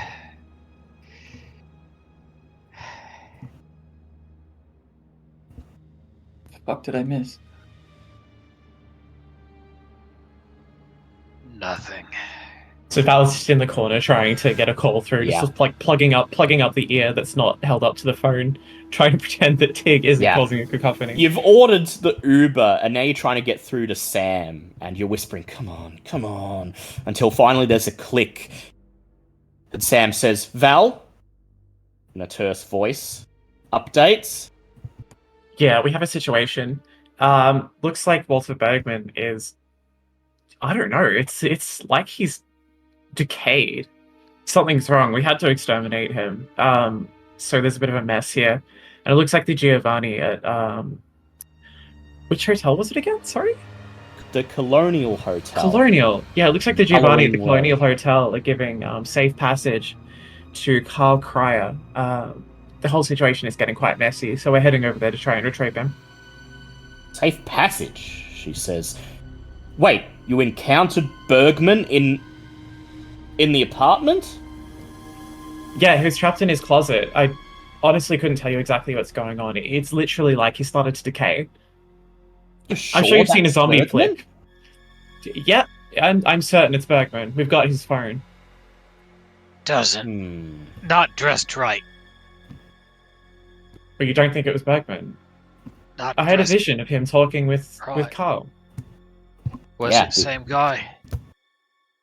The clothes. Well, Val, you were Bergman in that vision, so you don't actually know what he was wearing. But yeah, this guy's dressed like a hobo. This is probably. I mean, it could be Walter Bergman, but this is not how you'd expect an executive at Pentex to present himself. Cross having 4 dots in investigation plus forensics, I assume, would have made some inference about that. Yeah. Cross, you get the impression that this is not Walter Bergman at all. You don't know what Val saw exactly in her vision, but you get the impression that this thing was a trap. This was what the Giovanni had arranged to be left behind in case somebody was picking up Bergman's trail. It's not Bergman. Not even close. Really? You don't? Did Alright. that? Come on. Look, forget about that, says Sam, now on loudspeaker. Just get to the Colonial Hotel, get Nadine's ghoul back, and make sure the Giovanni haven't got him to divulge what she and Gabriel are using him for. Otherwise, shit's going to hit the fan. I have a terrible feeling it might be a bit late for that, but we'll get there as soon as we can. What kind of missions do we have here? Like, are we going to be causing a political dispute by going in and demanding, or... She thinks for a moment, and then she says, Well, look, our job is to make sure that the Cam and the Anarchs stay somewhat peaceful with each other. Hecata don't come into it. But some of the Giovanni do have arrangements with some of the Cam, so we probably want to avoid upsetting them. Look, Val, you're good at this. If anyone can negotiate a deal, you can. If the Giovanni have Nadine's ghoul there, and they've granted safe harbor, then there's obviously something that they think they can get out of him. As far as I'm aware, the safe harbor protocol only applies to kindred, not ghouls. Really? Well, that's going to be very useful. Sounds like they're twisting the technicalities. Sounds like the Giovanni. She says, look, I'm not up on my court gossip, not as much as you, but the safe harbor protocol was intended to provide a safe place to any member of the court should they become involved in a dispute. By that nature, it would not extend to ghouls, but the fact that they've allowed it to extend to a ghoul in this case says to me that they think Mr. Crier is valuable. So, not gonna lie, you're probably going to have to give this a woman's touch. I always do. Alright, I guess to see what we can do. No guns, no theft. Using our words. Alright. Not unless exactly. you really have to, she says. Yeah, I really hope it doesn't come to that. Alright, we'll see what we can do. Thanks for your time, Sam. Get to it. And then she hangs up. And as Val beckons for you to follow her, and you step out of room 302, making your way back towards the elevator, a strange sense of foreboding begins to set in as the elevator lurches and carries you down to the lobby. You suddenly are overtaken by the feeling that you're biting off more than you can chew. How's everyone's hunger looking? Not too bad, just 2. 2? They're not terrible. 3's alright. 3? Only hunger 2 here, but the beast is not. Yeah, it does want to slake a hunger. And Mitch? Mitch is at 2, but is also kind of like bleeding to death because his entire arm got mauled. Yeah. So. It's only superficial damage, though. Flesh So wound. if you want, on the way down, you can rouse to heal it. It'll be fine. We'll It'll be live. fine. So, Okay. Val, Just being dripping in the elevator. Yeah, just dripping in the elevator, wincing. No time to waste. Hawthorne wants this done now. Don't have time to hunt. Val, you're the only one at Hunger 3. Are you going to risk feeding? No, And not a letting chance. the Giovanni have more time to crack that juicy nut of intel that is Karl Crier? Not a chance. Not a Val chance. knows when it's appropriate, and this is not an appropriate time at all. And yet, your beast is gnawing in your gut. If they don't tell you, dash them on the stones and drink their blood. Bing! The elevator arrives at the first floor, and the doors whoosh open. You step across the floorboards of the foyer, silently, your footsteps echoing in the tall room, and then you step out into the night. Do you miss the good old days when VHS tapes ruled the world? Are you tired of those fancy smancy streaming services with their high definition nonsense? Well, fear not, horror fiends, introducing Retro Rewind. At Retro Rewind, we believe in bringing back the glory days of horror. We've got the classics that made you sleep with the lights on, the slashers that sent shivers down your spine, and the video nasties that warped your psyche for decades into adulthood. Oh my god, I love Retro Rewind. I rented Halloween, the Texas Chainsaw Massacre, and Psycho. I'm planning a slumber party with my friends, and we're going to be screaming like there's no tomorrow. And speaking of tomorrow, you can keep our tapes for as long as you want. No return deadlines, no late fees. We understand that some movies are just too good to let go. But remember, don't get too attached to the characters. Retro Rewind, where the slashers come to life in glorious VHS.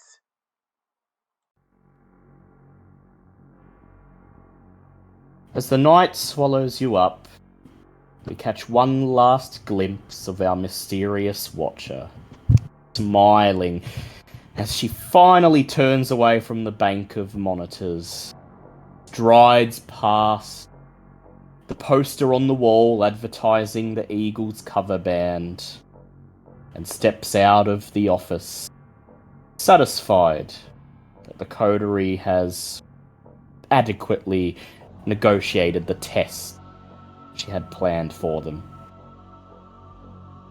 After all, Walter Bergman did say that someone would come looking for him, especially with Herr Crier in tow. And so our mysterious watcher jumped at the chance, ordered a zombie left in Walter Bergman's apartment to test those would-be pursuers, to determine whether they were worth her time. And her final assessment?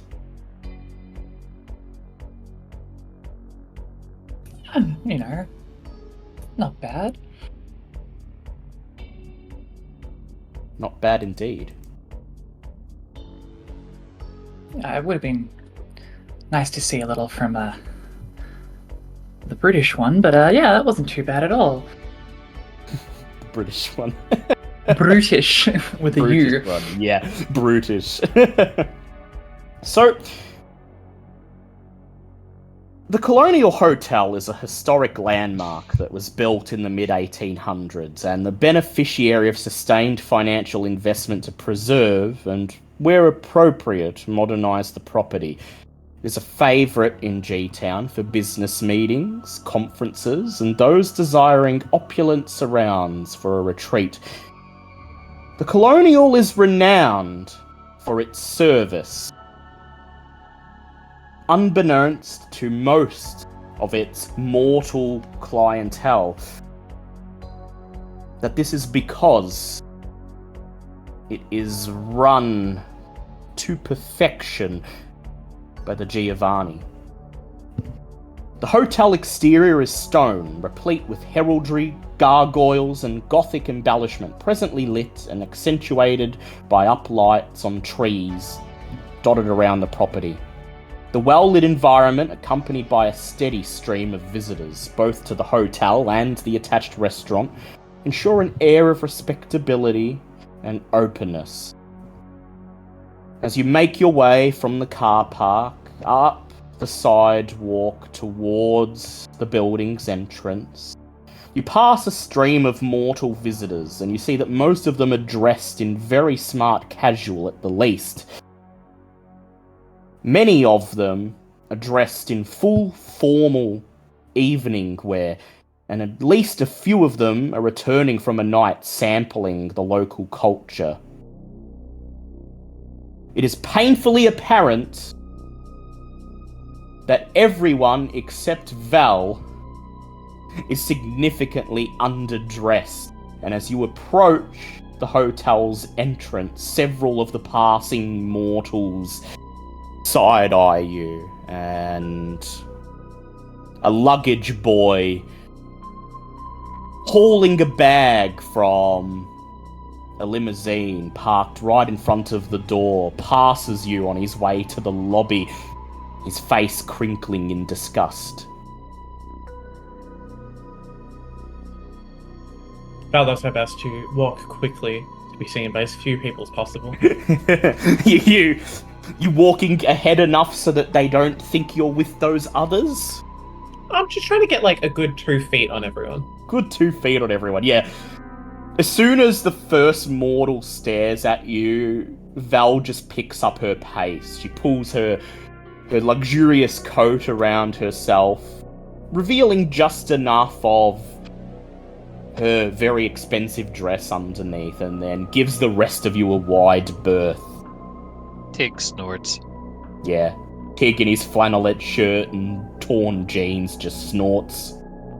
Are you like fucking 12 or something? Don't want to be seen, afraid the cool kids away yet.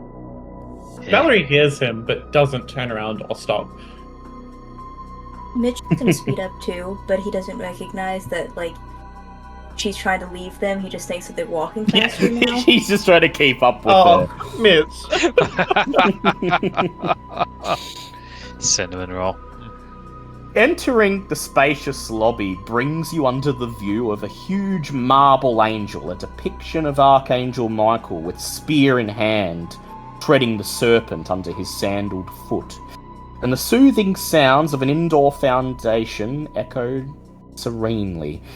Security cameras at the entrance peer down at you as you cross underneath them.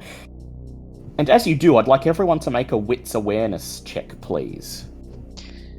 -2 because I am hungry. Yeah, you're hungry.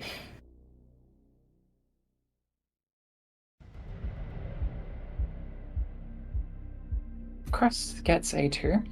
2? Messy 5 from Val. Messy 5. Ooh, nice. Mitch got 3. 2 successes from Tig. So, Tig, at first, you're overwhelmed with all of the warm bodies around you, pulsating with fresh blood, and your beast is begging, urging, demanding you to feed it. Feed it now. We don't eat this. We don't eat this way. We don't eat this stuff. Don't go. Rocking the boat. Eat the proper stuff. No more animals, no more cows, no more sheep. Look at them. Look at them all around you. All you have to do is take it. Shut up. Meanwhile, Val, as you step in, so you've just had a messy critical. Unfortunately. As you step under the security cameras, you would notice that as the coterie enters the lobby, a little light on the side of the security cameras blinks green. It does not do this for any of the mortals entering or exiting beside you. only for you four. But you don't have time to comprehend what this could mean, Val, because you're instantly floored by the opulence on display in the lobby. The big marble Archangel Michael statue, the indoor fountain, the marbled floors, red carpet, and Roman-style pillars. It is quite possibly one of the most beautiful places in all G-Town. The Giovanni certainly have taste. And while you are here in the lobby, you will receive a 2-dice penalty to any pools that are not related to simply gushing about the beauty on display here. That's silly. I like it. Oh. At least they're meeting you in a place that befits our majesty, your beast murmurs in your gut. I'll come off it. You know where he ain't fancy. Still, But it's pretty nice. Mitch, Tig, and Cross, you do notice the green light blinking on the surveillance cameras as you cross underneath into their view, and you do notice that it doesn't do this for the mortal visitors. These cameras seem to be paying particularly special attention to you, perhaps because you are kindred.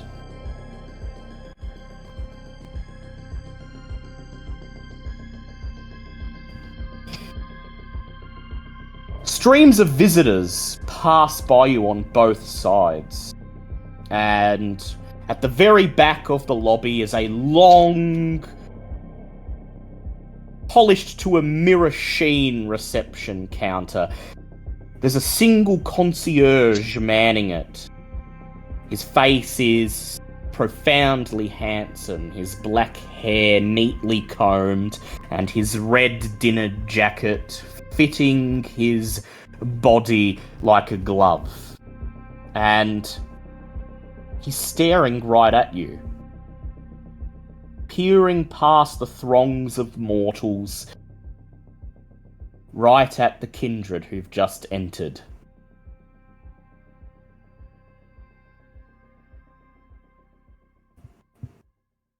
What would you like to do?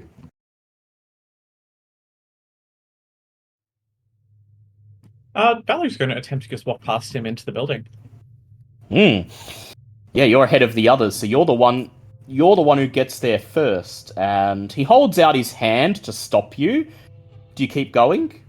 Yep, sure do. Val, make me a wits awareness check, please.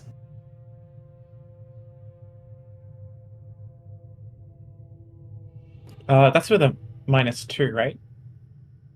Yes, because of your compulsion.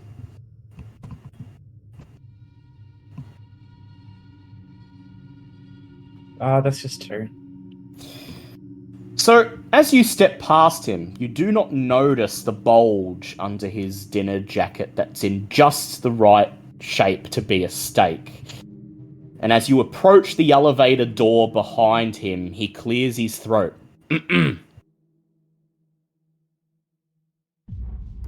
What? We have a reservation.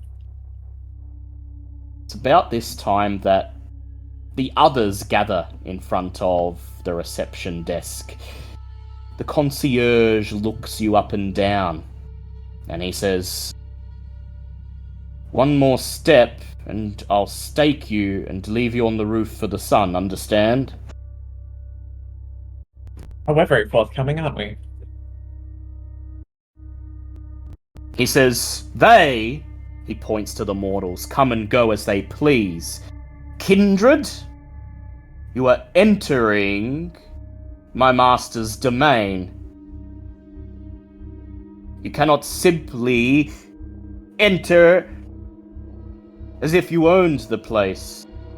Now, I see the rest of your coterie intend to be respectful, so if you do not join them, I will make good on my threat.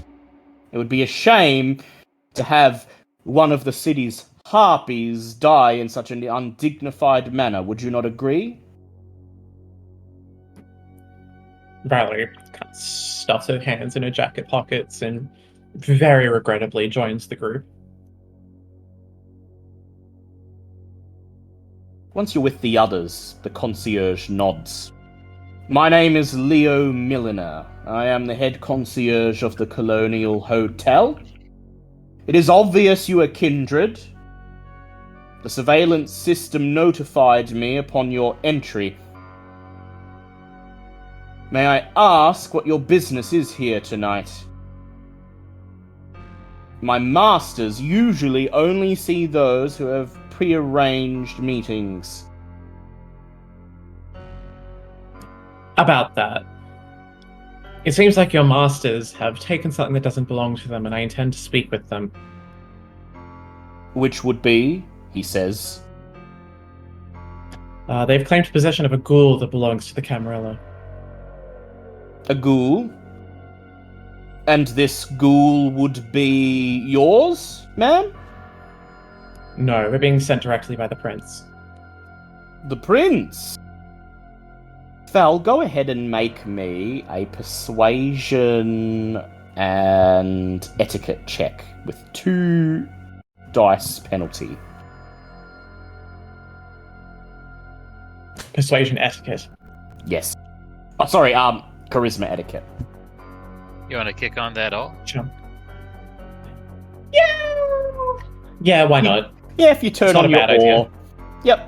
Suddenly it's obvious why Val walked ahead of the rest of you. She outclasses everybody here in this room. Even some of the mortals stop and just stare at her for a few seconds before pressing on. Like I said, we're here on business of the prince. And how many successes? Sorry, that was, what was the roll again? So, charisma, etiquette, plus your Charisma presence, etiquette, thanks. but 2 dice penalty because of your compulsion.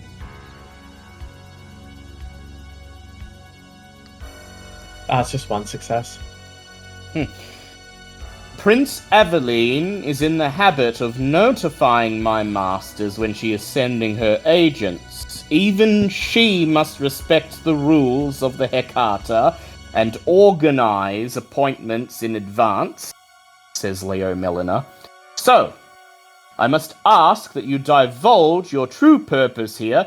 You're looking for a ghoul, and this ghoul belongs to, and you are searching for them because... That's between us and your master. We could be here all night. I have all day and all night. I understand your time is limited. The simple name will do, he says. Val's not giving in. She just crosses her arms. Crosses her arms. He turns towards Tig. You there. Might I, offer you a jacket to help with respectability? He reaches under the counter and pulls out a black dinner jacket that looks as if it would just about be your size. Tig reaches out to take it, finds himself trying to grab the man's hand. You clasp your hand around his wrist. He tries to pull away as your other hand wrenches the jacket out of his hand. He looks into your eyes. I will not brook hostilities or anyone demanding to see my masters, especially dressed the way you are, sir. Tig nods, but he just feels the man's heartbeat against his cold palm for a few minutes, and he shudders. Right, only polite, he says, and he removes his hat, puts the jacket on. Only polite. Now that you look more respectable, I am more inclined to arrange an appointment with my masters. He turns to Val. Yes. My masters should be amenable to an appointment 3 nights from now. I believe that is the earliest opportunity. What do you say? Val bares her teeth at him and kind of spits at him. What, you think your master can just break the rules and then you tote the rules in front of us? That's not how this works. You've taken something that belongs to us. And I demand to speak to them now. Make me a charisma intimidate check with 2 dice penalty.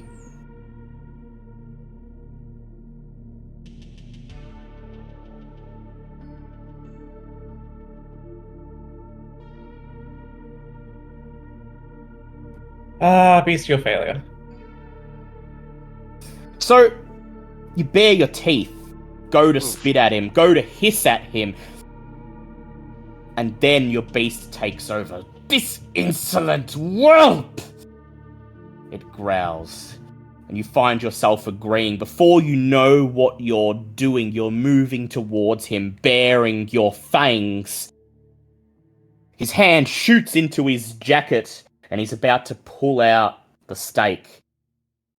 You're standing in front of him, baring your teeth, making an utter fool of yourself. And he says, I will let the masters know to have security present if you are to meet with them now. You've made quite a scene. If you wish to see my masters, and if it is urgent, I will accept nothing less than the name of the master of the ghoul that you claim to be here, and why you've come to search for them.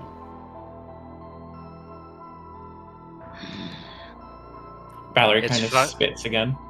And It's Val, fucking Bergman. Let's get on with it. Bergman. Val, what is your conviction? My conviction? Yeah. Never let them get one up on you. Please add a stain.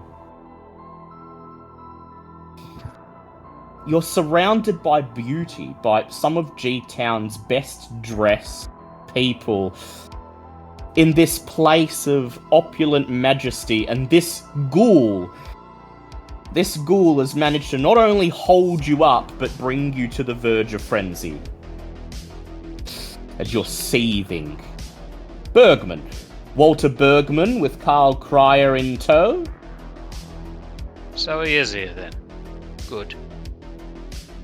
And Karl Crier is the ghoul of... He waves his hand in the air, gesturing for you to divulge Nadine's name.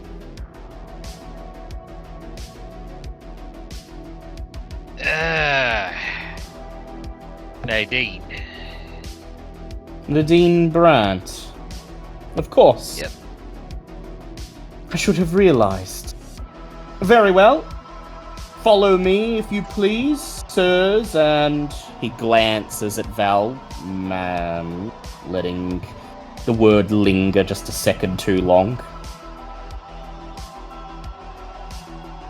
He leads you past the elevator, down a hallway that leads from the reception lobby, and pulls open a door leading into a private conference room. There's a long wooden table lining the room, and at least 10 or 12 chairs along the sides.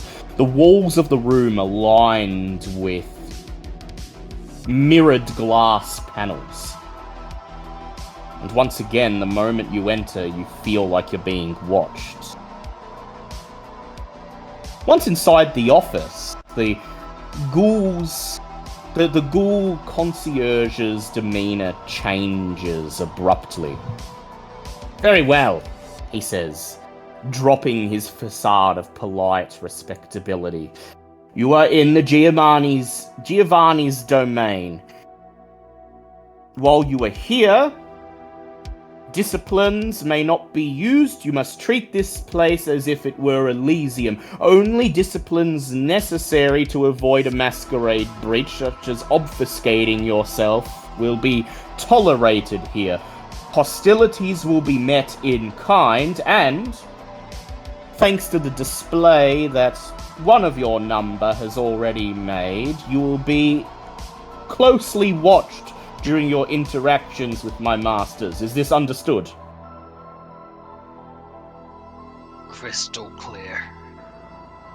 He's about to turn... Yep, cross. No, don't. He's about to turn and leave. And then the pager on his belt vibrates. He lifts it up, peers at it, and looks over his shoulder. Oh! Mr. Cutty. If you'd like to accompany me, please. Your sire wishes to discuss something with you. What's this about? He shrugs. It is not my place to question the business of the Hecata, but I've been advised to bring you with me. I'm sure you will return to your coterie very shortly. Okay. And it just sort of, as it walks off, it looks back at the group, sort of gives a sheepish little wave. Mr. Cutty will be returned to you momentarily. Please wait, my masters will be with you shortly, says Leo Milliner, as he holds the door open for Cross and then follows it out, pulling the door shut. You're left to your own devices for a few moments, alone in the room, save for the feeling that someone is watching you through those mirror panels. And then, a few minutes later, the door to the conference room opens again. Stepping through first is a man who looks to be in about his late 20s, early 30s, with a handsome yet forceful face, carefully groomed black hair, and an expensive-looking tailored business suit.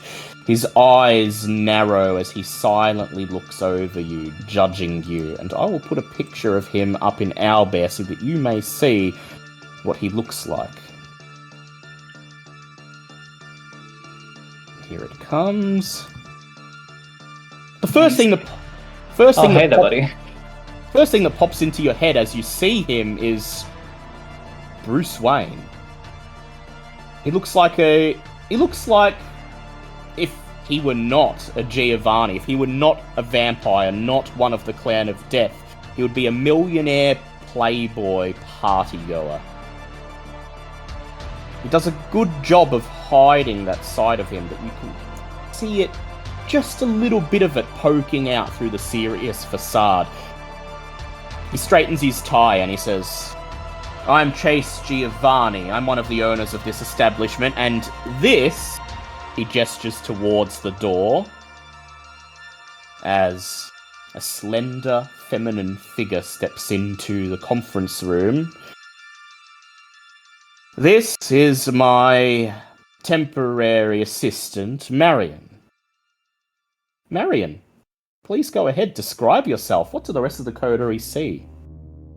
Marion is a rather upper-class looking woman, ostensibly in her 30s.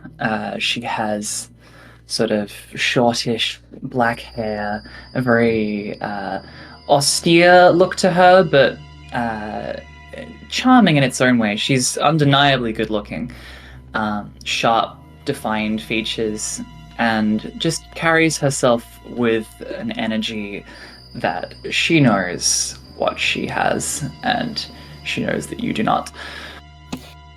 And before she entered the room, she was informed by Leo Milliner of Val's scene in the lobby. And so she peers now at Val with her upper lip in half sneer. Chase continues. Marion's sire, Verity, is my counterpart, the other proprietor of this establishment, but she is in another domain, undertaking very important business for the Hecata at this time. And so Marion has been placed in my care to assist with the night-to-night operations of the hotel and the business we conduct from within. I've been informed that you've come in search of Nadine Brandt's ghoul. You've been told right. Very well. Nadine Brandt's ghoul did indeed arrive here. He requested safe harbor. He had a mortal in tow, a man who works for Pentex by the name of Walter Bergman. Now, being a ghoul, he was not familiar with the safe harbor protocol and how to properly request it. The normal practice is to tell the concierge that you are looking to book a guest room. Mr. Crier did not understand this code, and instead dropped the name of his master, Nadine Brandt. At this, he exchanges a glance with Marion, and then looks over at Val and says, "Indeed, we were well aware of whose ghoul he was. Please forgive Marion for all the tests she's put you through tonight. The zombie you would have encountered in Mr. Bergman's apartment was another of hers." Impressive work with that, by the way, and it's obvious that she's lying. He winks at Marion, and he says, "Her sire would perhaps approach things a bit more openly,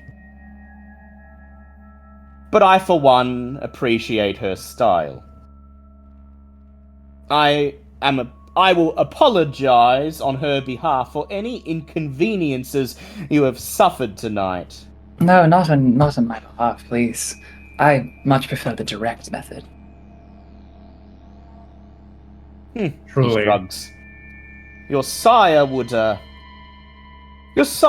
say that it's worth approaching potential allies with all cards on the table, at least the cards that are beneficial to them that you wish for them to see, but I will admit there is some benefit to the direct approach. Either way, Marion and I now have a fairly accurate assessment of your capabilities, and trust me, when we heard that Samantha Stokes's envoys were getting involved, we were very interested to see what they could do. Even more so now that you've tangled with Pentex, gotten on the trail of a Pentex executive, and no doubt picked up some juicy gossip along the way. So I will cut to the chase, no pun intended. Chase smiles, winks again. Leaning against the wall, he folds his arms, and he says, "Yes, Walter Bergman is here, along with Karl Crier. We currently have them in suite 303, which is the standard suite we offer for Safe Harbor.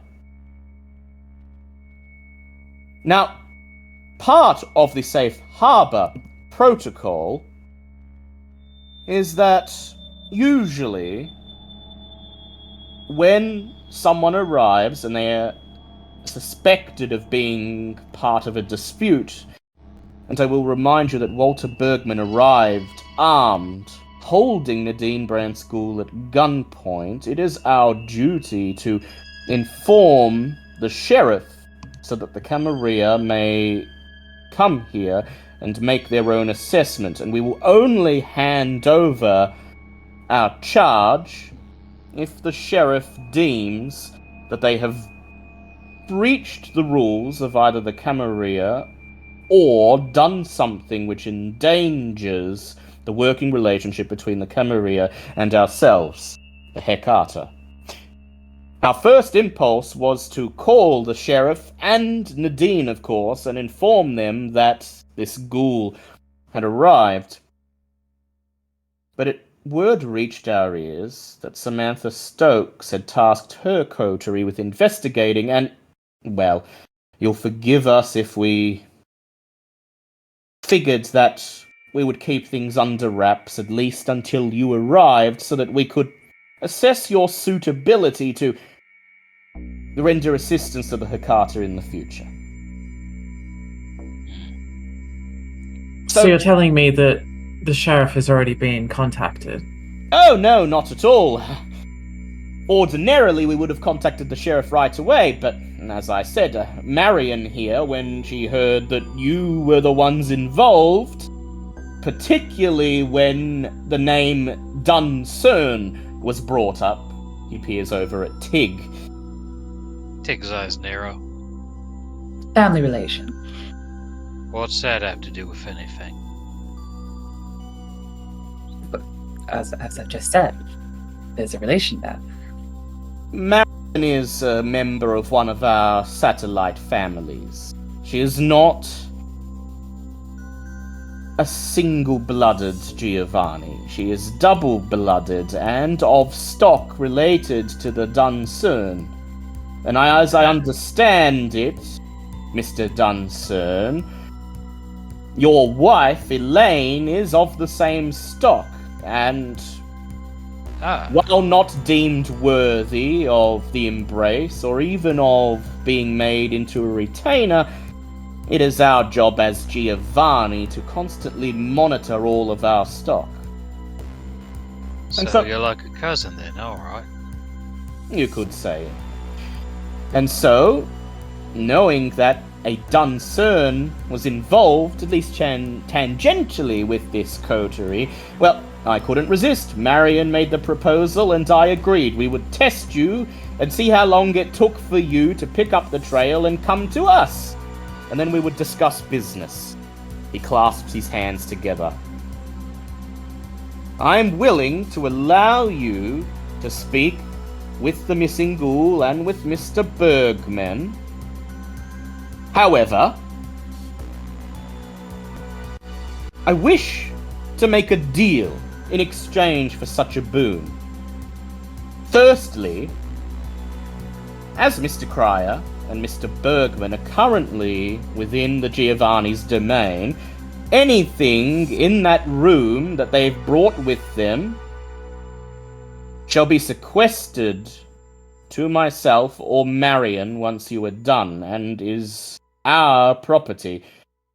Second of all, I understand that one of our number, a Samedi by the name of Mort, brokered a deal with your patron, Samantha Stokes, inserting young Cross into your coterie.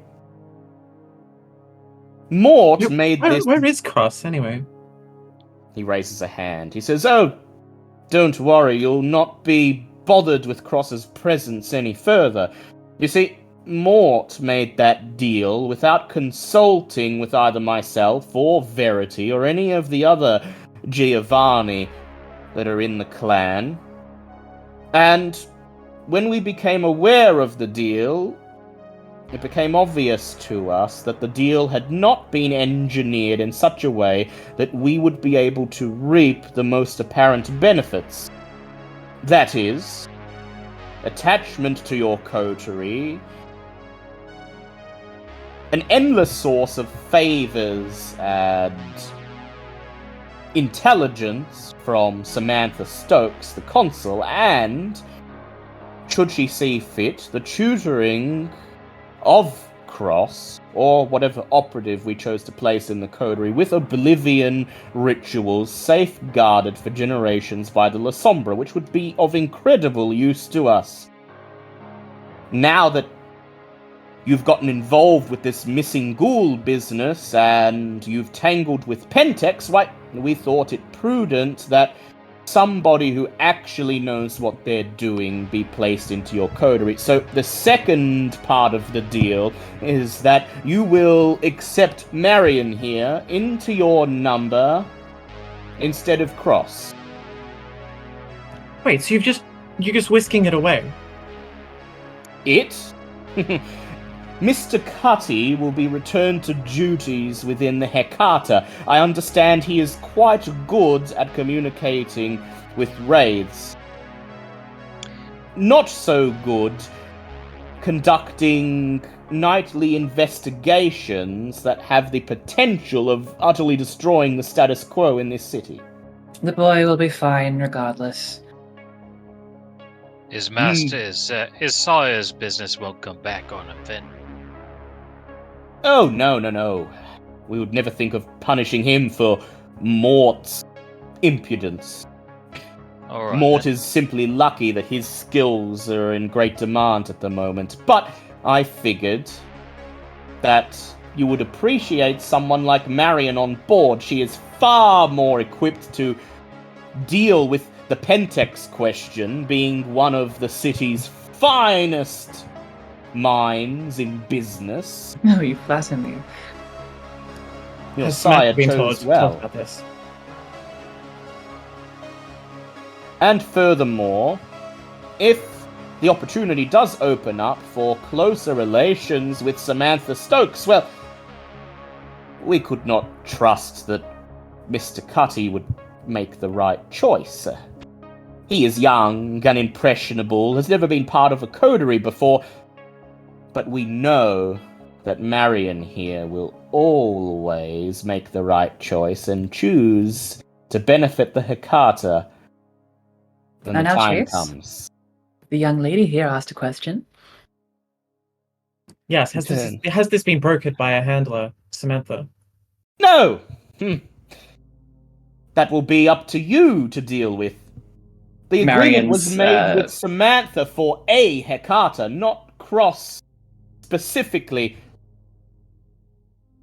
Samantha Stokes will quite happily take Marion when you inform her that plans have changed. Marion's corner of her mouth twists into a little smile.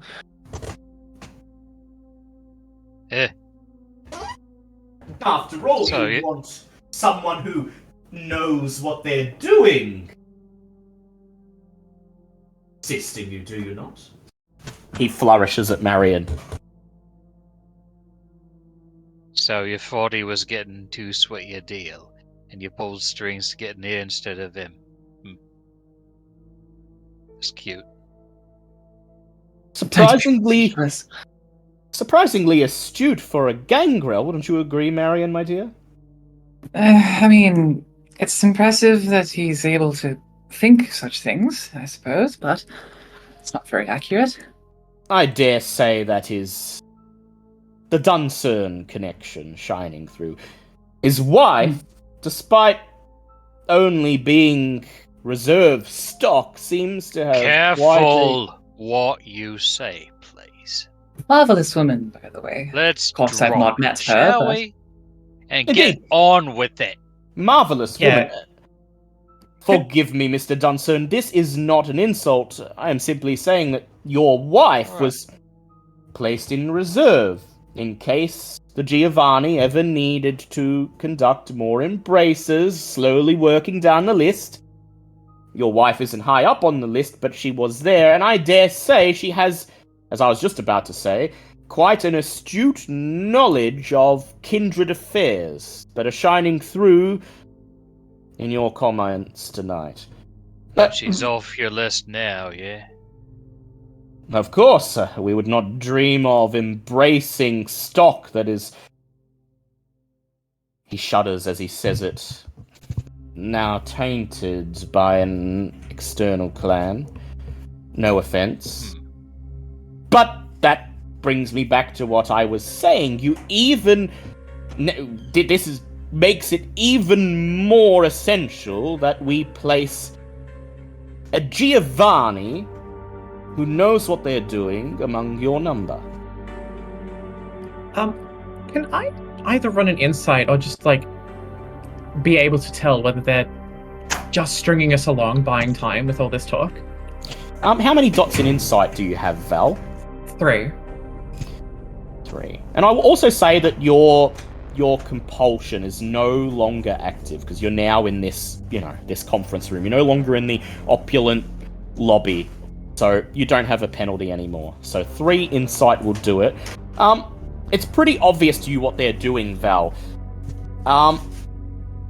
Up until this point, they've essentially engineered this whole goose chase you've been on to put you in a position where, if you wish to fulfill your obligations to Nadine and Sam, you're going to be forced to agree to their deal.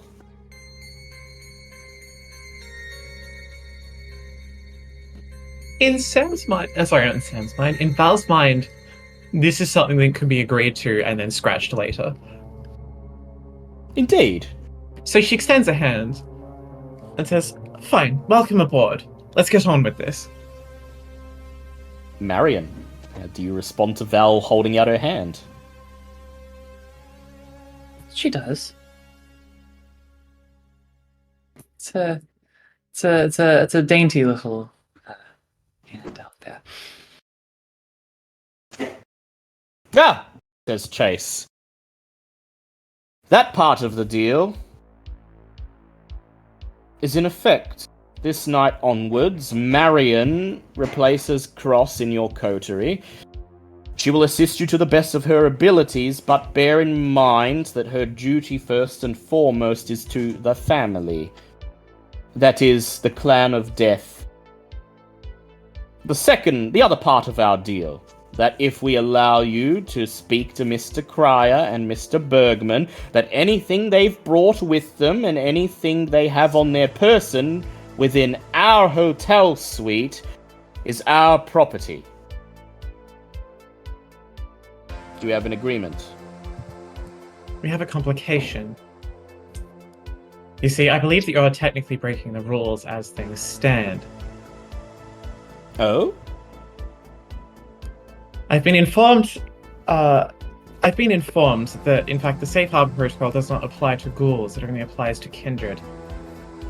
And I believe that you are twisting things a little too far this time, perhaps. Val, go ahead, make a manipulation politics check for me. Wonderful, thank you. That is possibly my best roll. 5 successes. Yes, says Chase. By the letter, the Safe Harbor Protocol does not cover ghouls or retainers, unless they are acting in the service of their masters, which we assumed was the case when Mr. Crier dropped Miss Brandt's name. But as he is now under our protection, and we have chosen not to inform the sheriff, I'll give you that. We have bent the rules in this circumstance, but this is still our domain. Your domain or not, you still have an agreement with the Camarilla. We've been chasing ghosts, almost literally, for days, trying to find Karl. We've been working with Nadine, we've been working with the Primogen, trying to find this missing ghoul, and you're telling us that you're just not willing to cooperate with the rules. That's not how this works. You'll hand him over.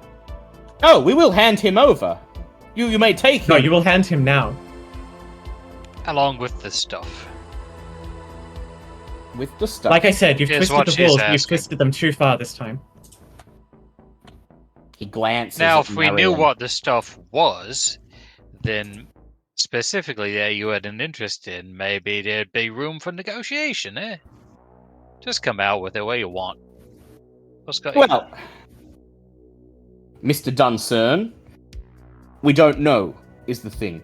When Mr. Crier went into the room with Mr. Bergman, he had documents with him. We did not get to check what they were, and we've been forbidden from entering the room. It is the rules, after all, that once someone is under our protection, nobody enters the room until it is either time to hand them back to the Camarilla, or it is time for the Giovanni to negotiate further protection. Well, I mean, how about this? I mean, documents can be copied, yeah? Indeed they can. Val kind of glances over at Tig. Tig? Sorry. Just put I don't think you know what you're doing. No, I don't. You start talking then. Keep talking. Her. Look, we're going to speak with them now, if that's alright with you. And we'll resume this conversation later. He Is that glances. amenable?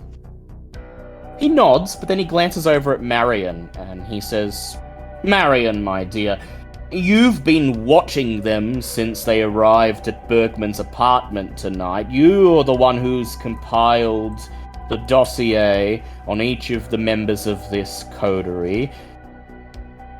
Can we trust them to stick to the deal? Oh, they'll stick to the deal. Marion here will hold you to your words. Now, I have other business to attend to. Marion will take you to see Mr. Crier in suite 313. We will convene once you have spoken to the ghoul.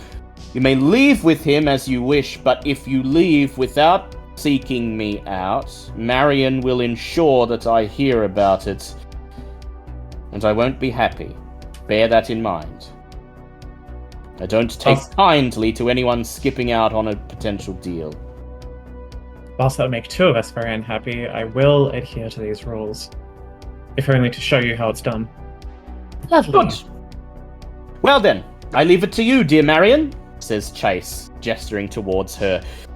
Do make sure they stay in line, and remember, keep an eye on them. Ensure that they follow the rules. Of course, Chase. Now, ta-ta. Verity will be most proud of you. He winks as he steps out of the room. Follow me, please. After you, dear Marion. Wasn't that nice? Val thinks to Marion. herself that she, in her living years, had nicer tooth extractions. Yes. As Marion leads you out of the conference room, down the hallway, back towards the lobby where the elevators are, she stops, pauses for just a moment.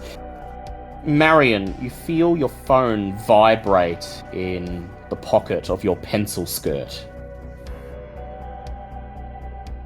Pull it out, and briefly glancing at it, you see a message. It's from someone who's listed in your phone simply as nurse. And it says, he's feeling a bit down tonight. He'd love to see you stop by. You don't respond. Yep, what do you do? Yeah, she would quickly just respond with just a will do. Will do. Come along, you say to the others, pressing the button on the elevator and stepping in after they're all inside. The doors shut and carry you up to the 3rd floor. And as you make your way down the corridor towards room 3-1, you hear the sound of glass shattering, emanating through the hallway from suite 313.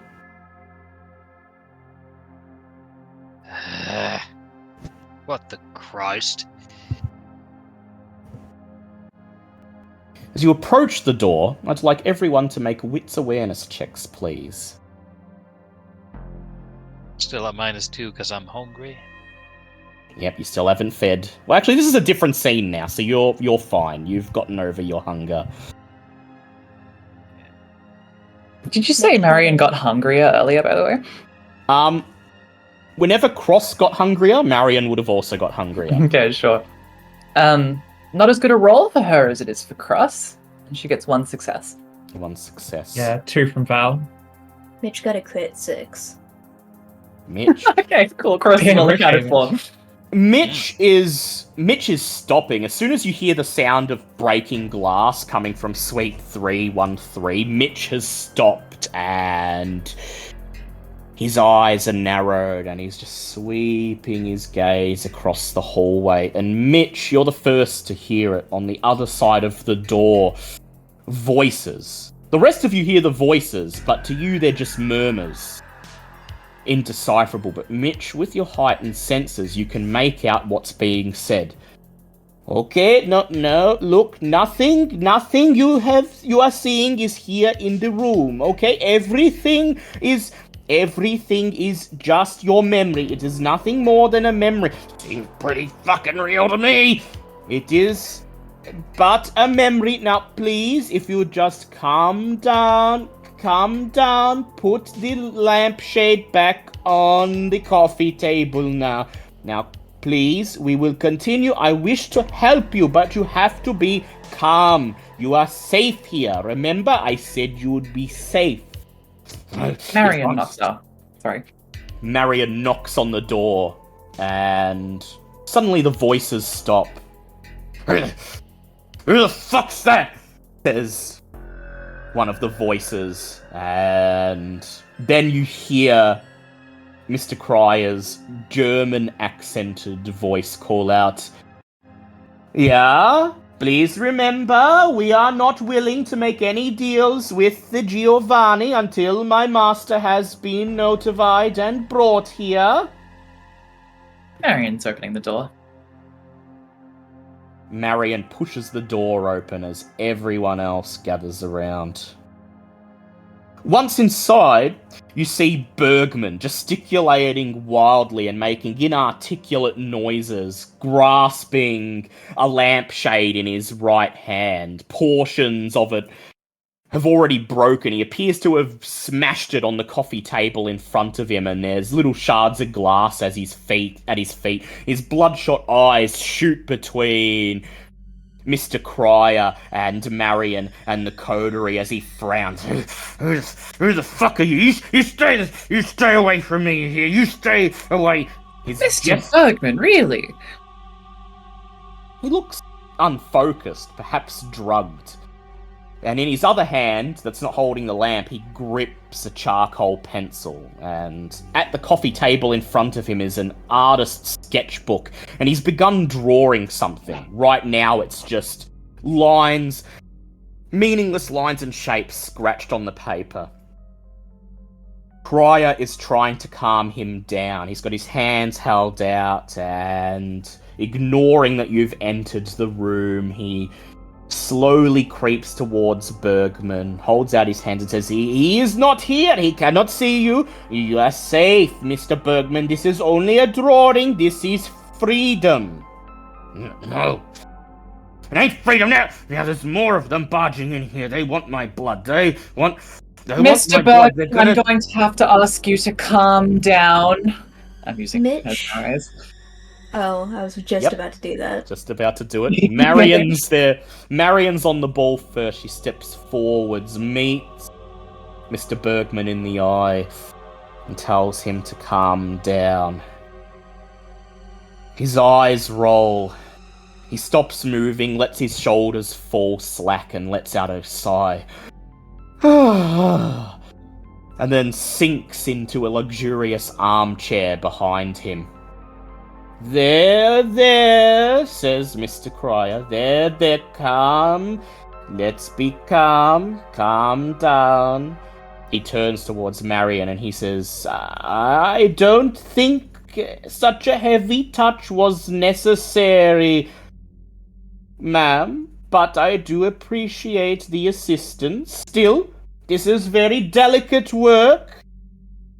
And I promised Mr. Bergman here that he would be safe and alone when we conducted the work and delved into his buried memories. I apologize, Mr. Crier. I meant no disrespect. He is Mr. calmer now, but by dominating him, you see, you have caused him to withdraw further into his unconscious. And the memories are going to require more active prompting than before. Yes, he was agitated, but that was because we were on the verge of a breakthrough, you see. Now, I must reiterate, you have barged into the room, and as I understand it, this room is to be safe and free of distractions until my sire arrives, and you have brought others with you as well. Please take my apologies. Said company were rather insistent. Look, you and your sire have been a goddamn nightmare for the Camarilla lately. We're not going to continue to play this politics game when frankly you all have a lot to answer for at the moment. Me? Answer? He says. I did not break any rules. I have done nothing wrong. It's not as if I left of my own free will. Walter here has harassed me for several weeks, and, well, I admit I could have maybe brought it to Miss Brandt's attention, but I thought perhaps that she might employ a heavier hand than I would wish, and I do genuinely wish to help Mr. Bergman. He was Mr. Crier! Mr. Crier, please. We've been looking up and down for you. Nadine is worried sick. The Primogen is worried sick. The Prince has been getting Nadine's involved. under house arrest. Nadine can't. Nadine come is under in. house arrest. Yeah, everything's falling apart. Did you not think to call? Like I said, I was worried that if I were to bring this to Nadine's attention, then perhaps her solution would be... He looks at Bergman, who's picked up the charcoal pencil and is huddled over the sketchbook, fumbling the pencil between his fingers. Rather too direct? Well, Oh. Yes, too direct, and as you see, Mr. Bergman has already been through enough trauma here, and I did not wish to... Sorry, is she too direct a lot of the time? Because there was this woman called Christina said you was mistreated. Christine. Oh, she is a wonderful lady, she is. I've had many discussions about Christine on the finer points of psychology and hypnotism, and, well, it is not my place to judge whether Nadine is a good master or not, but I feel if circumstances were different and Christine had approached me first, then perhaps she would have been the kind of master that I would have felt no compunctions bringing this to her attention, yeah? Tig nods, turns back to the others. Is Nadine going to be in the shit by the time we're done with this?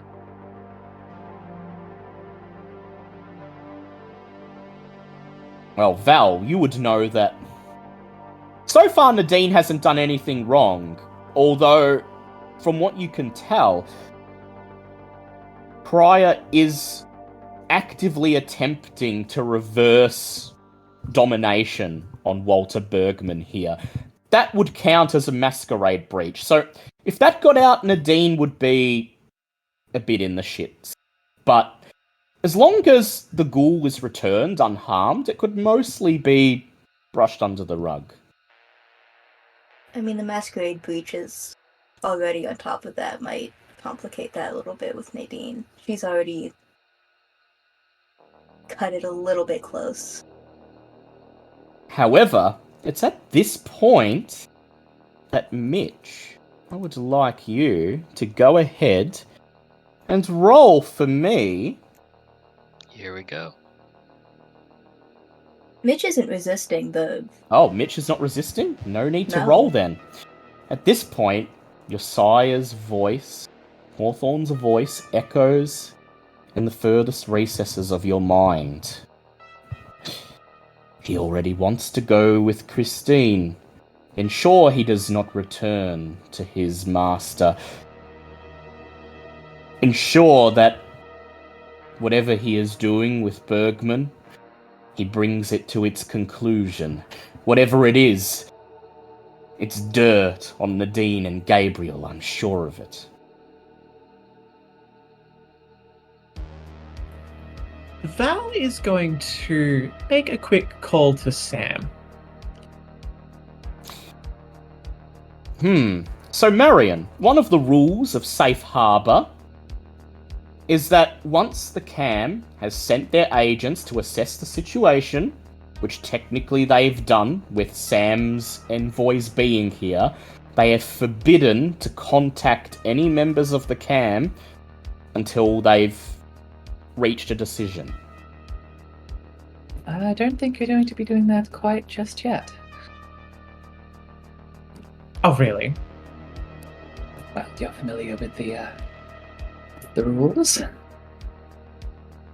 I seem to be more familiar with them than you are. Have we come to a conclusion here, then? I don't believe so. I would ask... Nadine specifically wants her ghoul back. Primogen, the Malkavian Primogen wants the ghoul back. We've been sent here to take the ghoul back, so we will be taking the ghoul back. That is why we're here. That's the decision. I will return to Nadine willingly, says Karl Crier, and I will continue to assist her and Gabriel in our research, but I wish to help Mr. Bergman as well. Then he can come too, that's fine.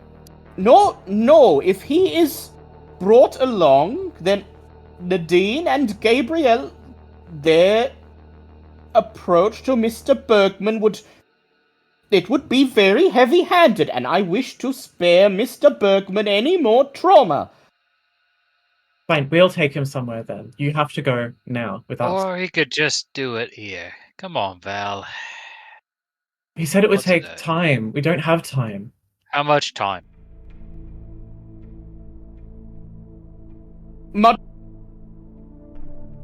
What? You just cut out. Much more with you in the room. Look. How much are we talking? We're talking an hour? Because we can wait in the hallway for an hour, but we have to take you back. An hour, maybe two. Currently, Walter is in a hypnotic trance. He is accessing repressed memories of pain, and as the memories move in the unconscious, he will draw what he sees. No. There is no telling when he has exhausted the well of memories, you see. I am Look, we have all night. concerned... Well, if you do not mind to wait in the hallway, I will ask that. You see, I am concerned that the trauma that has led Mr. Bergman to this state is not mundane. Having more kindred in the room might serve only to make him more on edge, especially now that Miss Marion here has employed such a heavy-handed method to calm him. Did you say that there was a one-way mirror in that room? In the conference room there was, yes. But not in this one. Not in this one, okay. But you could probably try to convince him to let you stay. He's just not willing to do it at the moment. Let's back up a little bit.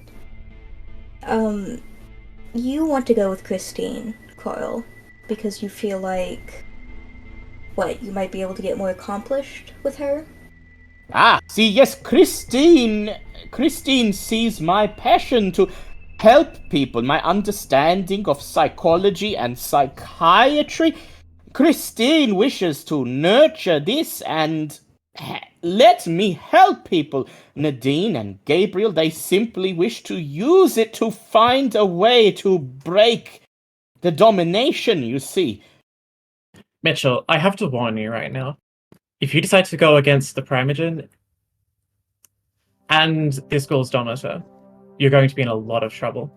He's going to be in a lot of trouble. This is going to be a mess for all of us. Look. As a man of science myself, I find it deeply troubling that we would separate someone from their research so early before they get to see any interesting results from it. And you'd really put that above your status in the Camarilla. I think you'll find my status in the Camarilla is perfectly fine at the moment under my sire.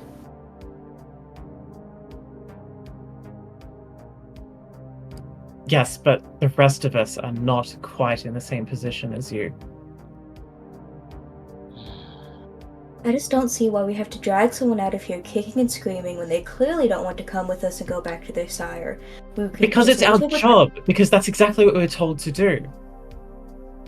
We weren't told do whatever you see fit. We were told bring back the ghoul to Nadine. This is a problem. And shall return as soon as I am done here with Mr. Bergman. See, and he's fine with it. Why are you making this so hard? I do not wish for anyone to get into trouble on my behalf, says Crier. I do worry that perhaps Nadine and Gabriel will exact punishment for everything that has transpired, but if it will avoid further trouble, I will come quietly. I just wish to help Mr. Bergman be free of his trauma. Look, if you'll agree to have one of us in the room with you to ensure that nothing happens to you, the rest of us can wait out in the hallway. One is better than Goes four, out in the right? hall. One is better than 5, right? Val, make me a charisma persuasion check. Tig's gonna It's go not out enough the hall. time. Yeah, Tig just walks out. He's done with this. Clearly, this is something that requires a lot more research and a lot more study to perfect. If we force it now, God knows what could happen, and we could have an even bigger mess on our hands. That was a 3. But 3. in response to that, you heard it from Carl's voice, from Carl's mouth himself. He's happy to do it right now. Just because we're He's the one threatening doing him, dragging I him back to will where he doesn't want to go. I will agree to do it with one of you in the room, so long as you stand far enough away that you do not agitate Mr. Bergman, and if I may ask, I would choose this young man here. He points towards Mitch. He seems to understand the importance of the proper scientific method and would be the least disruptive. He looks over at Marion. He says, and of course, Miss Marion, as this is your domain, you are also welcome to stay, so long as you do not interfere. Why, thank you. Quickly, Dale, what Yep. would the Giovanni's main goal here be? What would they be most interested in? What outcome would they be most interested in? Well, you know from what your sire, Verity, has told you, is that Walter Bergman, Nadine's ghoul, has been conducting important research for her and the Malkavian Primogen. They don't know that it's to reverse the effects of Dominate, but they do know that Karl Crier is a hypnotist and knows a lot about psychology and psychiatry, so they suspect it's something to do with mental conditioning. And as he's a ghoul, getting that deeply involved with research into vampiric mental conditioning means that he would have dirt that the Giovanni wished to use to essentially strong-arm the Malkavian Primogen and Nadine into, doing favors for them. Enhancing the profile of the Hecata in the city, getting them to talk the prince into giving the Hecata more domain, more permissions within the city. So basically the same of what Hawthorne wants. Exactly. Basically what Hawthorne wants. Okay, very good. So, essentially, Marion, you would know that if you're to stay in the room, you would be watching the process, and the moment that anything that could potentially be leveraged as blackmail against anyone in the cam emerges, that is what the Giovanni would want you to lay claim to and prevent the others from using it to their own ends. Okay, then she'd be quite happy with having her and Mitch in the room of all the options. Val will also lean over to Mitch and just quietly make sure he's aware of the Infernium situation and to keep a very close eye on Walter for Carl's safety's sake. As you mention the word Infernium, you see Walter twitch. He suddenly looks up, he's wild-eyed, he's looking at you, and he's now grabbing hold of the lampshade again, raising it over his head, and he's saying, see, they want to know, they'll try and she will eat my soul to find out, and I cannot let anyone, if I let anyone know, they will eat me. Great job, Val. I'm really glad that you're the voice of reason in this situation. Now, you must calm down. They are going to leave the room, says Crier, and he gives a sharp look at Val. Yes, we're going to leave the room right now. Thank you, Miss Harding. Truly. Please, Mr. Bergman, you must settle down. They're gonna see, bitch, That bitch there, him there. He looks like he's going to eat into it. He's just like the other ones. No, they are simply watching to ensure that you are safe. Crier shrugs and sighs. He's obviously out of his depth here. Mitch, Marion. Mr. Kilpatrick, I believe you might have means to make yourself less imposing.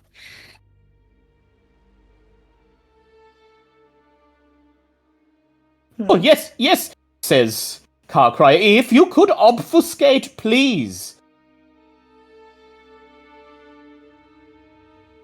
Well, if that will help. And he kind of like tries to step behind something to activate unseen passage. Marion standing in front of you. You step behind a nearby bookshelf and rouse the blood, please.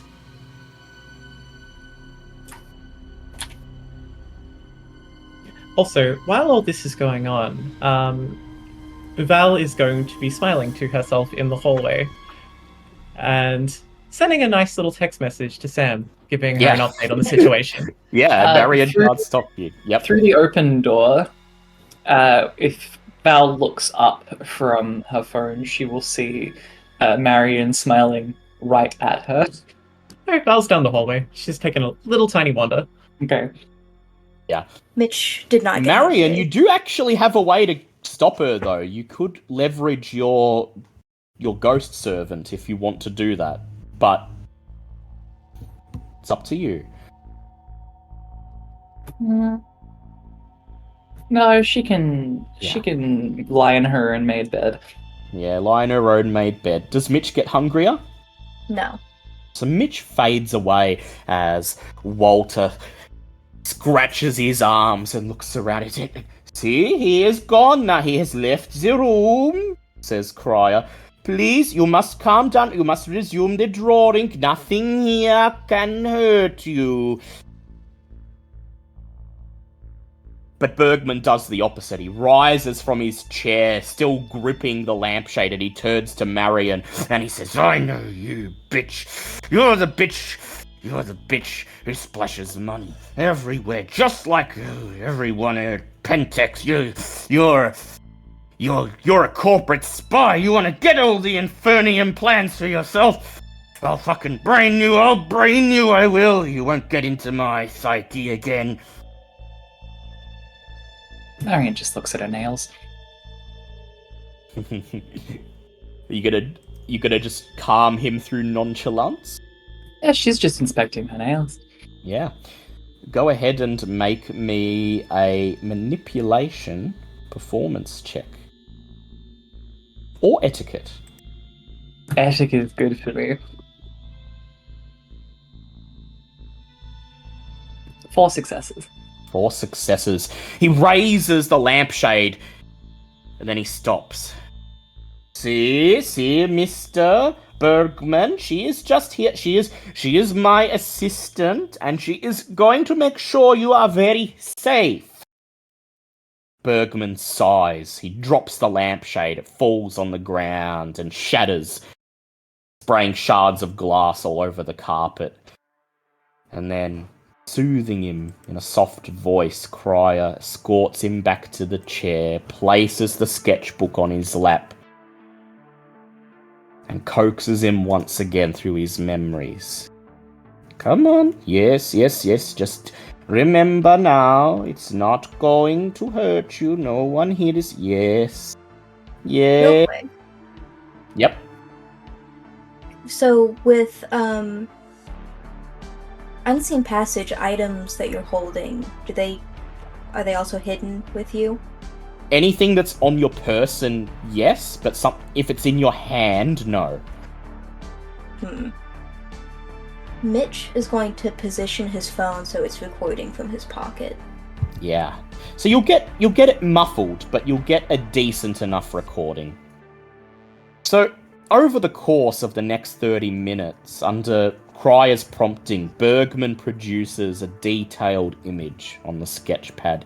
It shows the interior of an O'Tolly's, and a shadowy figure sat across the narrow laminate table, cradling a mug of steaming coffee. The figure's face is covered in shadow and not identifiable.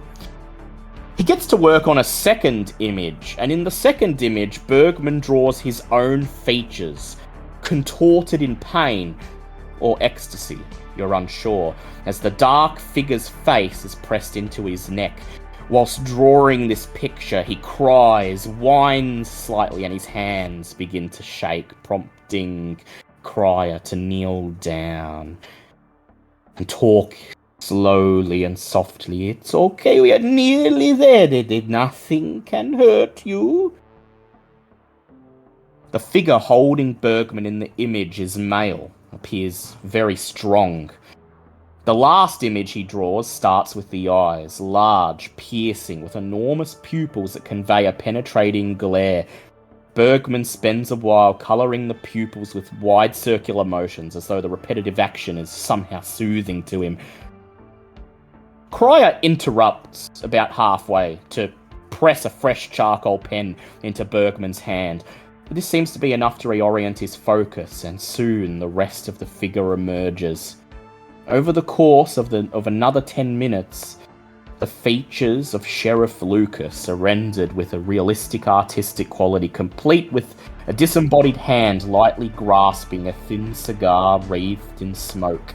The ethereal haze conveyed by the charcoal almost takes on the olfactory quality of the tobacco. As soon as the image is done, Bergman sobs, rises from his chair, and curls up on the wide couch in a fetal position, closing his eyes. Crier checks his pulse, leans in, listens to his breathing, and then shrugs, turning towards you. He is in good health. He has gone to sleep now. It has been a very draining experience for him. He shuffles over to a cupboard, protrudes a spare blanket, and places over it the sleeping man. And then he exhales, gestures towards the image on the coffee table, and says, "Well, even I recognize the Camarilla Sheriff. What the hell do we do now?"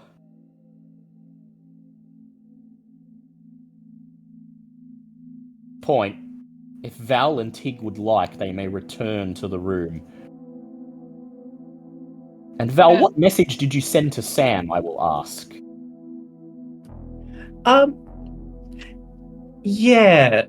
would have quickly updated Sam, saying that there has been an adjustment. Crosses out Marion's in. And also just a quick detail about the fact that they make it extremely difficult to contact anybody who might come and pick them up. Her reply comes fairly quickly. It simply reads, "I'm well aware of the kind of stuff Giovanni will pull. I'll speak to them myself, but for now, we've got no choice but to work with this Marion. Find out what Bergman's got inside, wait for Crier to coax it out, and if it has the chance of stirring up any trouble within the cam, dispose of it."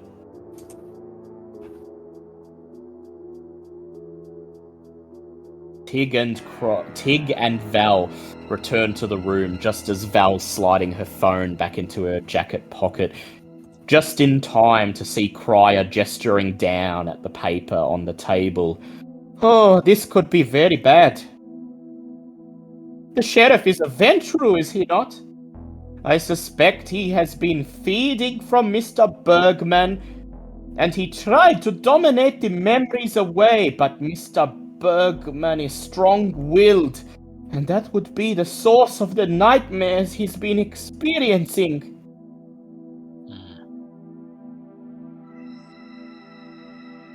Interesting. Alright, so what you're saying is that you've done your job.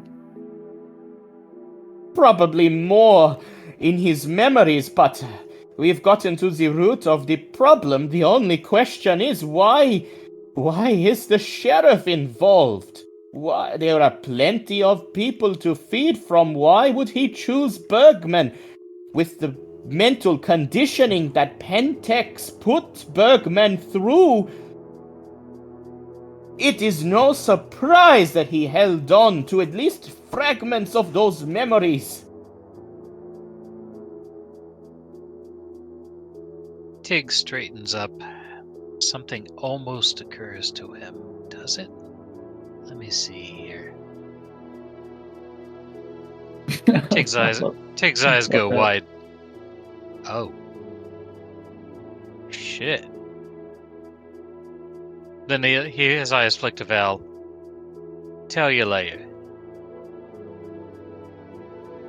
Val just looks kind of confused, looking left and right. It's not Unless you often want that me- Tig gives her this look. Unless you want me to tell you now. You're cool. No, keep it to yourself for now. So Alright. Val, if you'd like to see if you make the same conclusion Tig does, you may roll an intelligence politics check. I'm actually, as a player, not sure what connection that is. Yeah, that's why I asked. That's why I've Well, letting you if roll. you want me an to intelligence spill- check. If you want me to spill it, Tig's thinking this is the second fucking venture we've had with Pentex. This is a Ventru thing going Oh, on. right. Yeah. No, I'm with you on that. I mean, obviously. This the was a move Ventru. against the Ventru who defected. The sheriff is trying to get an insider. Essentially. So Val, you don't, now that Demi's explained it, your character doesn't need to roll to understand this. She has enough. How many dots in politics do you have? Oh, 4. Yeah, no, so it would be quite obvious to you at this point, Val, that, you remember what the sheriff said, that he was investigating the defecting... He was investigating whether the Primogen and their child are going to defect, and he was focusing on Elliot Dawkins, who is the CEO of Pentex, and when you confronted him, he divulged this much, but he couldn't quite explain why he was interested in Nadine and you specifically. And now you're able to put 2 and 2 together, and you realize that what has happened is that the sheriff was investigating Elliot Dawkins, and the way he did it was by feeding upon Walter Bergman, who works directly under Elliot Dawkins. He dominated him to remove the memory of these investigations, but as Karl Crier said, Bergman must have been made of sterner stuff, and, well, he remembered and started seeking out anything that could help him dredge those memories up out of his subconscious. Oh, that is a mess. So, there are several things that would occur to you over this, Val. The first is that the sheriff has probably learned the same things about Pentex that you have. He's got them directly from Walter Bergman. The second is that the sheriff, the reason he was so nervous when you met him at Nadine's is because he's put 2 and 2 together and realized that Bergman's probably run off, is trying to restore these memories, and has found the one person in the city able to do it. And if those memories get out, the sheriff will be in big trouble, because that is a Masquerade breach. And furthermore, even though Elliot Dawkins defected to the Anarchs, he is the child of the Ventru Primogen, and the Ventru Primogen would consider this feeding upon one of his child's retainers to be an unauthorized move. Poaching, yeah. So Tig has some vague grasp of this. Valerie gets it instantly. Our new Giovanni has no context. But does Mitch get it? Say Mitch. Mitch, how many dots in politics do you have, Mitch? Question. None, but he is directly under someone who's very involved in that sort of thing. You would Raw know. intelligence roll. Yeah. Roll an intelligence roll to see if you get it. And Marion has no context for this, but I will say that Marion, you recognize the sheriff, and you're smart enough that you could probably put two and two together that, well, you know that the Ventru control Pentex, and you know that the sheriff was feeding from someone who also worked for Pentex, and you know enough that this is something you could blackmail the sheriff with. He would not want this to get out. Got 1 on that roll. Say, Mitch, you pretty much understand it too. Only because you've met the sheriff and you finally understand why the sheriff was prowling around Nadine's shop and why he wasn't able to satisfactorily explain what he was doing there.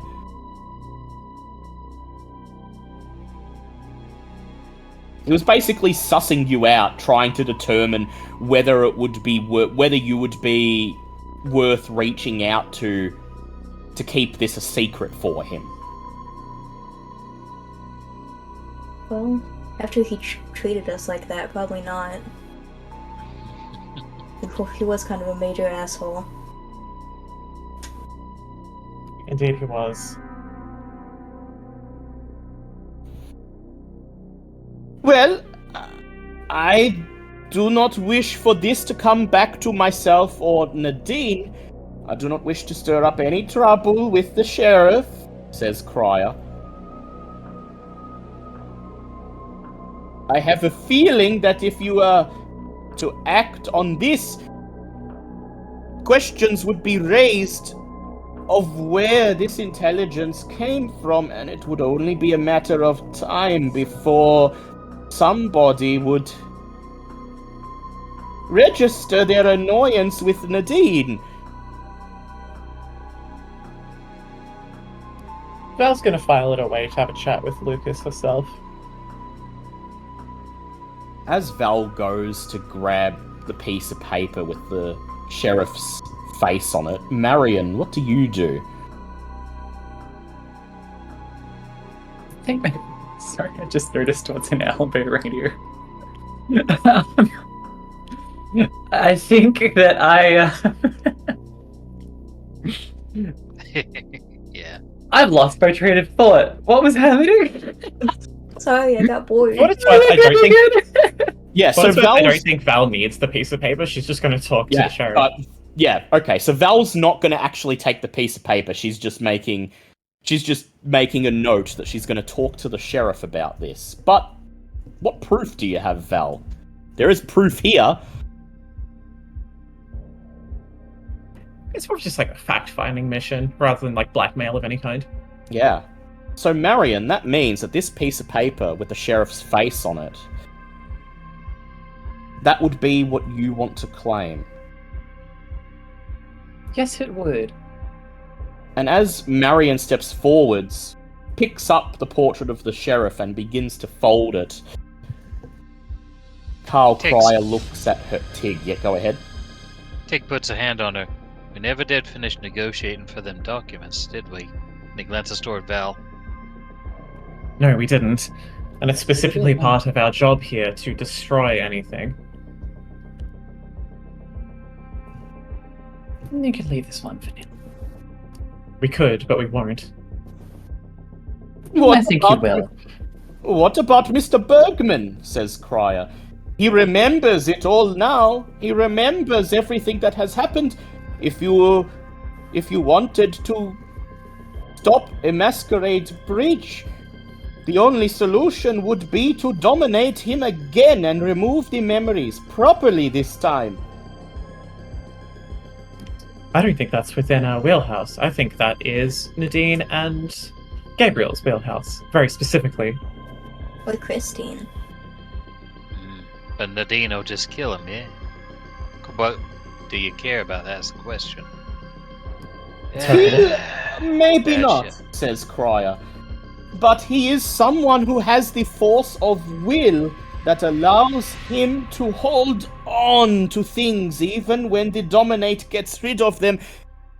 And I fear if Nadine and Gabriel learn of this, then whatever they have put me through, whatever he has already been through, he will be forced to relive it over and over and over. It would be a mercy to simply wipe it all away and act as if nothing happened.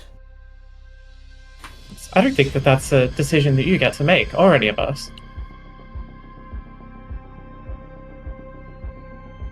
Oh, Roy is that Ventru's retainer, isn't he? Scheist. So he's not a This is ghoul, what I'm saying. but he is a mortal of some importance to Yeah, I see Elliot what you're Dawkins, saying. yeah. The sheriff. So we can't just go and make a mess out of this. Sorry, Ash, what'd you say? The picture of the sheriff has been pocketed, by the way. Yeah, Maria's just stuck it in her pocket. Tig and Val have not forgotten about that, I assume. No. No, this is exactly what I'm saying. We've been given a job, the job has been thought out very clearly, and any deviation from this is going to be us working ad hoc and making mistakes. We know exactly what we're supposed to be doing, so we should do it. I'm not getting left hung out to dry. I'm not getting left hung out to dry because you decided to fly by the seat of your pants and change everything at the last moment. And we're not going to do that. We got your back, Val. If this is how you want to play it, this is how you want to play it. I told you, we're giving this one to the Camarilla. You decide how this one you want to play this one. I'm abiding by your decision. In Mitch's head, Hawthorne whispers, "Send him to Christine. Nadine will take the fall for losing such a valuable asset." Look, this Christine, she has Dominate, doesn't she?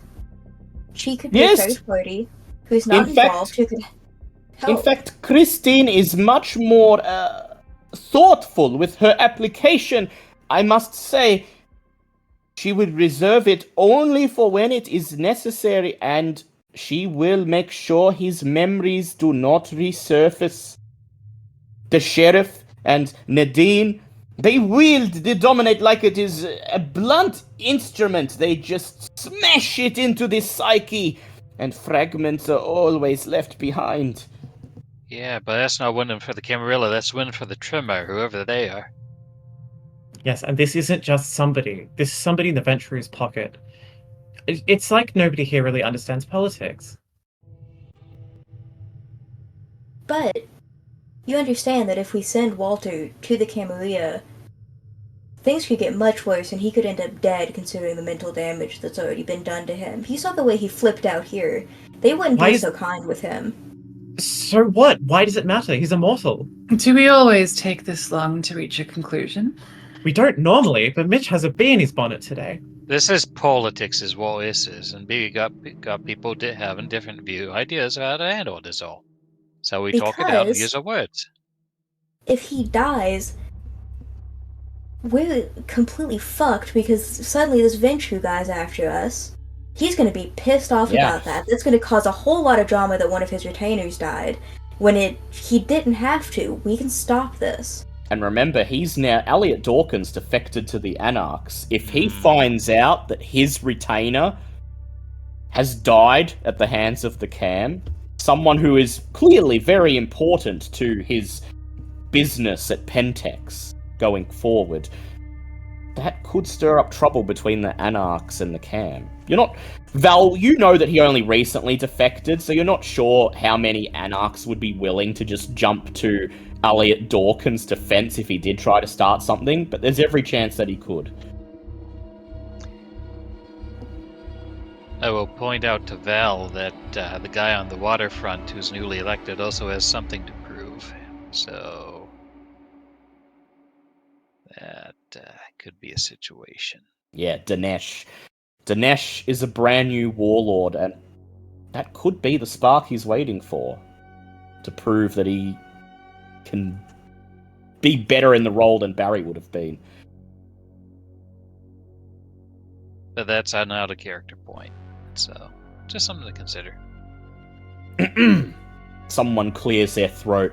You whirl around to see Chase Giovanni standing in the doorway. I expected to see you back in the office by now. Sure are taking your time. He gives a sidelong glance to Marion. I presume all has turned out satisfactory for all parties? Not quite yet, apparently. There's a pointed stare at both Mitch and Val. Some parties are undecided. I have Nadine ready to call. If you are deciding to return her ghoul to her tonight, I shall have her here within minutes. Otherwise, if there is a deal you'd like to make. We can't keep talking about the guy like he's property. He's right here. Yes, but you know how this works. He is property. I believe. I don't he's- like that one bit. See that's. But I mean, I'll shut up now. I believe he's under the dominion of his Domitor. And right now, his Domitor is the Giovanni. He turns to Marion. I presume you discovered what Mr. Bergman was making such a fuss about? To a degree. Well, Mr. Crier, could you relay your medical opinion to Chase? Mr. Crier turns to Chase and he explains everything, including the fact that the sheriff face is on a piece of paper. It appears that Miss Marion has it folded up in her bodice as we speak. Quite. Chase smiles. Well, that will be the Giovanni's interests. We've been looking for a way to reach out to the Ventru for quite some time, and in with the sheriff would be just what we need. I understand you're dealing with the question of what to do with Bergman here. And as Marion has already claimed the picture he drew, I will offer something of my own. If you wish to return Crier to Miss Brandt and return Mr. Bergman to Pentex, you'll need someone to wipe his memory, and I will personally ensure that when he returns to Pentex, he will remember none of this. All I ask is that what Marion has in her pocket right now, you forget it exists.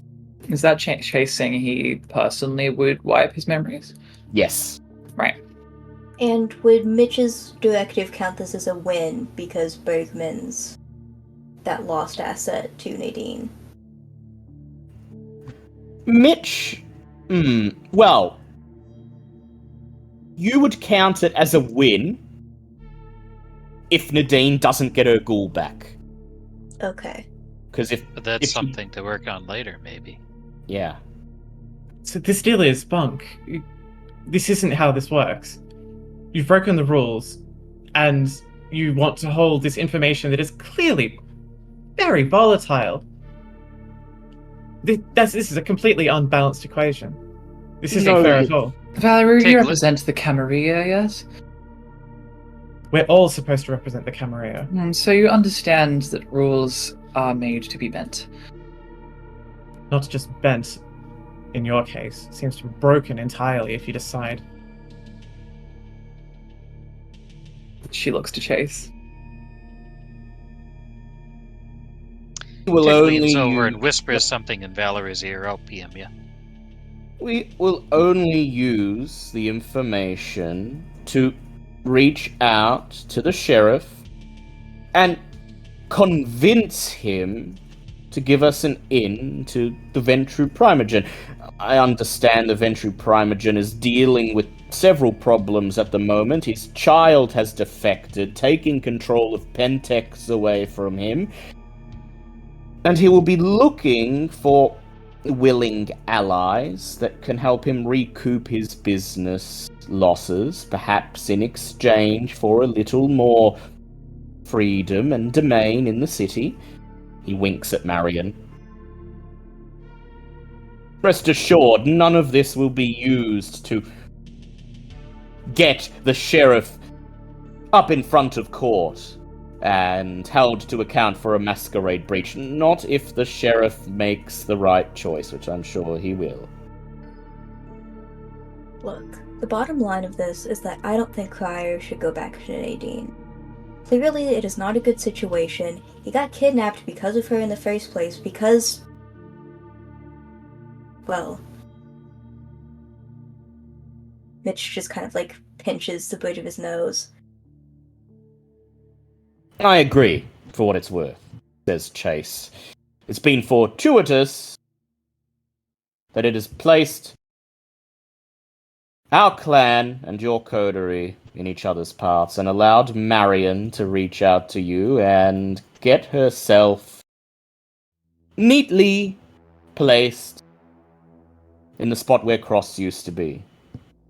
But, well, you understand, our clan, the Clan of Death, we rely on domination as one of our pillars of power, and based on what we've witnessed in this room and what Crier has divulged, returning him to Ms. Brandt could be dangerous in the long run. Just imagine.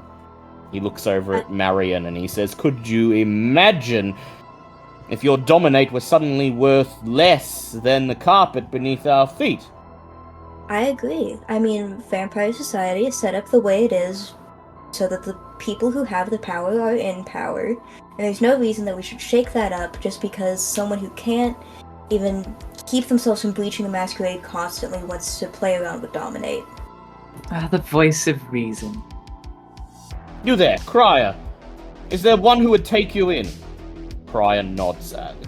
Christine of the Tremere? The Tremere. Most interesting indeed. This could be useful. They understand the value of hierarchy. Indeed. And I'm sure that Mr. Crier here would be very happy to tell his new Domitor that it was thanks to the Giovanni and, of course, Samantha Stokes' coterie that he was liberated from the terrible circumstances he was in. I think that's a wonderful idea. Yeah. As I understand it, you are a coterie, so let us turn to democracy. Mr. Crier, look on, as this will determine your fate. Votes for Christine. Chase puts up his own hand. Mitch raises his hand. Marion raises her hand. Tig looks at Val. Looks like you're outvoted either way. So Yes, he but raises let it never his be hand. said that I didn't vote in opposition. That's fair. I mean, that's what you're supposed to do. Duly noted, says Chase. He says, when we do reach out to the sheriff, we'll be very happy to say just how against this whole caboodle we were. Now, the question of Bergman. Shall I attend to him? That seems like the best option. I will say, with all this kerfluffle going on with Pentex, could not hurt to have somebody a factor, something we know there, yeah? Yeah. I don't see a problem with it. Very Wait, astute, Mr. moments ago- Hunter. Moments ago, you were saying that Christine was the perfect option for ensuring that his mind was wiped, and now he's handing it over to What? Mr. Suit here. No, not No, you. Christine was a perfect Yeah. option for Christine for Crier. Crier. and Chase wants to take Bergman himself. Wait, who were we saying we were going to send Bergman to before? Nadine, I was- along with Crier. Nadine. Yeah, Yeah. sorry, I meant to say Nadine. Yeah. Understandable Is that- confusion. Yeah. There's a lot of names being thrown about, it's fine. It's Mitch been a doesn't- night. care as much about Bergman as long as he's wiped and not killed, which is like kind of the main thing to prevent a Yeah. whole catastrophe from occurring. Yeah, and this keeps an Anarch asset alive. So, yeah. If you truly trust this snake to do the job, then that's the grave you're digging for yourself. He's Ooh, working you for want to be Pentex. talking. Pentex killed all me plants when I used their fertilizer, so if he wants to slip something in there about how he can only be off with barbed wire from now on whenever he jacks, I mean, that's fine with me. Valerie, don't you have some articles to go write about a celebrity diet or something? Holy shit. Mitch, what the fuck? Valerie Chase smiles figures. very, very deeply and writes something in her notebook. Mitch, mate, what's gone into you? I would Just like try. Val to add another stain, please. Her own coterie. Oh, jeez. Oh, no. People you're meant to count on. I'm sorry. Chase. No, I'm not. It was really funny. Chase smiles. He looks Oh. at Val. Don't worry, Mitch didn't get one up on her. Yeah. Right, don't add a stain then. Still got the one from No, earlier. she has Oh, yeah. something very painful for him for another day. But she has been outvoted, and Chase smiles. And he says, and they say that democracy platforms the stupid. Apologies, Valerie, you've been outvoted.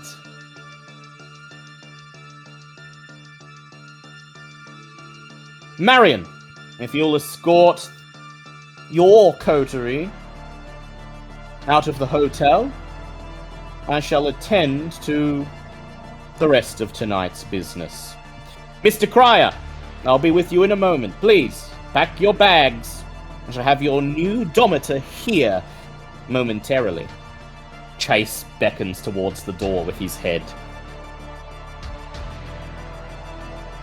Good night, Chase. If you'll come with me. The coterie follow her out, Val obviously stewing. Any snarky comments before we wrap up, Val? No, she's mad that she has a very broad grin on her face. I was gonna say that basically as soon as they leave and the whole submerged directive like kind of wears off, Yeah. Mitch barely remembers any of that conversation. Yeah, fair enough. Oh no, the poor For him, boy. it was Tuesday. Mitch just notices Val glaring at him as they ride the elevator down to the lobby. And he's just like... Val, you okay? If he ever makes eye contact with her, she's going to smile sinisterly. Mitch just feels like he just woke up from a very bad dream. Yeah. Like, he probably understands something happened in the room, but it's like remembering a dream. He can't really remember what exactly was said, and as far as he's concerned, somehow everything's worked out okay. Yeah, Hawthorne was, while not directly puppeting him, was doing a lot in that conversation. I would like Pig and Mitch, and I will ask Marion first. Marion, what is your conviction? Sorry, Marion's conviction is... so, hang on, she's got two. She has debts must be paid, and power is proof of worth, which just means hierarchy overrides Yeah. loyalty. Yeah, so in that case, she does not add a stain. I would like Tig and Mitch to both add a stain for me, and I will explain why Okay. momentarily. So, before we wrap up for tonight, as the elevator carries you down to the first floor, and as Mitch stares off into the distance, blissfully unaware of Val's piercing, angry glare and her sinister smile, we skip ahead. A few hours later, Marion, you're walking up the driveway of your father's home, his mansion, down in the leafy, sleepy southern suburbs of Outer G-Town, one of many in this part of town. Most of them a century old or more. Most of them bought by the wool barons 100 years ago, when the city's wool industry still paid everyone's bills, and inherited by their privileged descendants. You step up to the wrought iron gate and press the button on the intercom. As the static bursts through the speaker, you simply say, "It's me." A voice on the other end says, "Sure, I'll buzz you in. He's been staying up all night, been waiting for you." And then the thick, wrought iron gates rattle and begin to slowly slide open, admitting you to the slightly overrun manor grounds beyond. The lawns have started to overtake the long red brick driveway. The topiaries and hedges are overgrown. Your father hasn't been able to maintain the grounds for quite some time. He's relying on the monthly visits of a gardener that you've provided. As you approach the thick wooden doors, grab the golden knocker, and make your presence known. Tap, tap, tap. I'd like you to go ahead and explain who your touchstone is and the relationship you have with them. This is Marion's aging father, who was the one who gave her first loan to start her first business.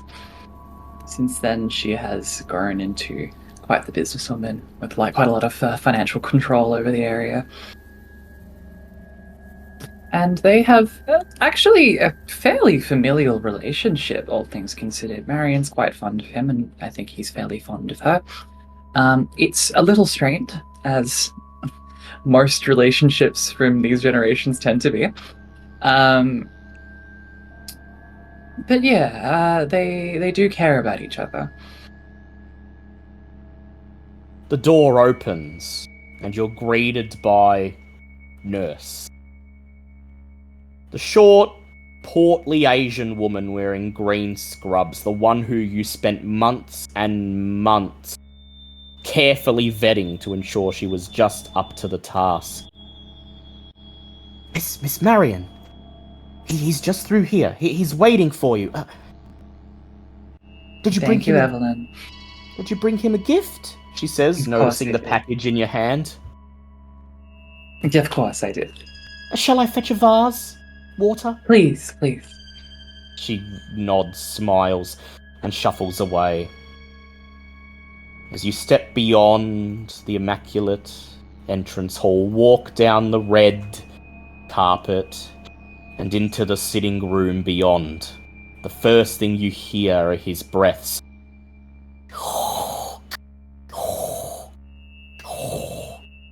He's in his early 90s by this point. His wheelchair is positioned against the bay window at the back that looks out onto the river. There's an IV to his left, pumping him full of whatever drugs he needs to be able to stay alive one more night.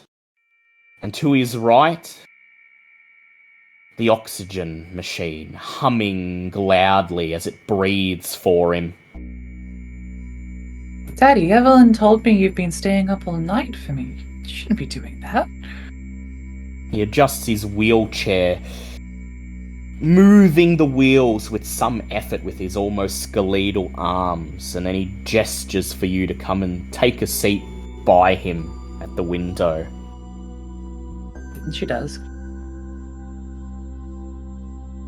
"Man," he says, "you look more beautiful with every night. I am Daddy. so proud of you. I thought... I thought tonight it was getting the best of me again. I thought and wondered what I've left to this world, and I just wanted to see your face. Oh, don't talk like that. You should be resting. Don't worry, he says, I've got more life in me yet. I just wanted to see your face and see what I will be leaving behind, my legacy. He looks around, taking in the sight of the opulent sitting room. He coughs. You reach over, place your hand on his shoulder, squeezing it. He finally takes a breath and he says, I always thought that you'd go into the wool business like I did and like your grandfather. But then, you know, it was the 1970s. Wool was going out and was all those new things coming in. Cars, electronics. You always had a good end on your shoulder, my Marion. And I was sad that you didn't get into the family business, but I look at what you've become, and I think on all those magazines that had you on the cover, and how you managed to make something of yourself without having to be in old Dad's shadow, and I'm proud of you.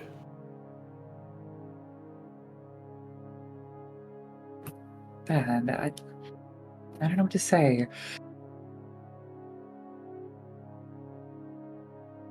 Just remember.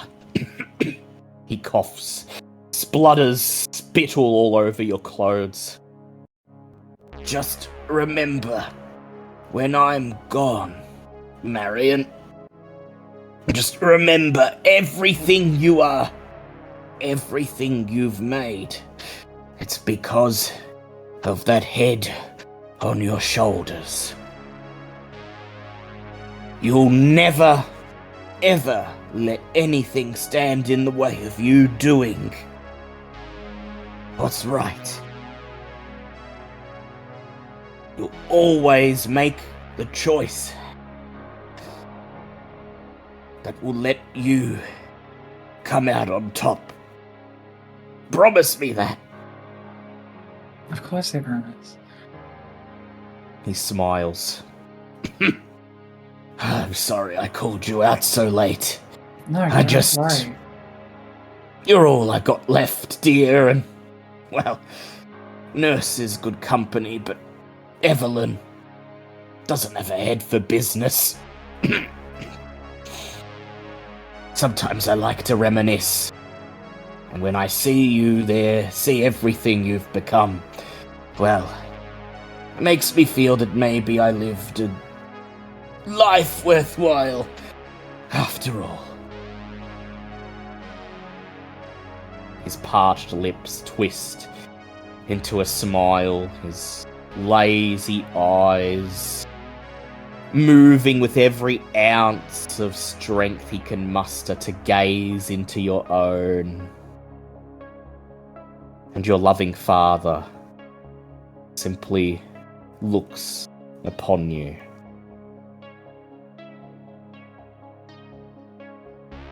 And we'll leave it there. Nadine ends up in the shit. She doesn't defect to the Anarchs, although they'll be trying much harder now to sway her over to their side. Her sire is particularly angered with her over the fact that even bringing in outside help, she was unable to locate her missing ghoul leaving him and the secrets he possesses ripe for the taking by anyone who has the wherewithal to reach out and take them. When he finds out that Karl Crier has been seen in the company of a member of the Tremere, that's enough to drive him to frenzy in the midst of court. He needs to be held down by his fellow Primogen. He's given a stern tongue-lashing by Prince Aveline. And his Primogen status is announced to be in question. His surveillance efforts of Nadine are redoubled, and now there's an agent of her sire's at all times in her store, watching her every move. If she ever leaves Retro Rewind, hell, if she even speaks to anyone within Retro Rewind, Gabriel will know, and he'll be watching, desperately waiting for any chance he can get to throw her under the bus, bring her before the prince, and gladly sacrifice her to restore his dirtied image.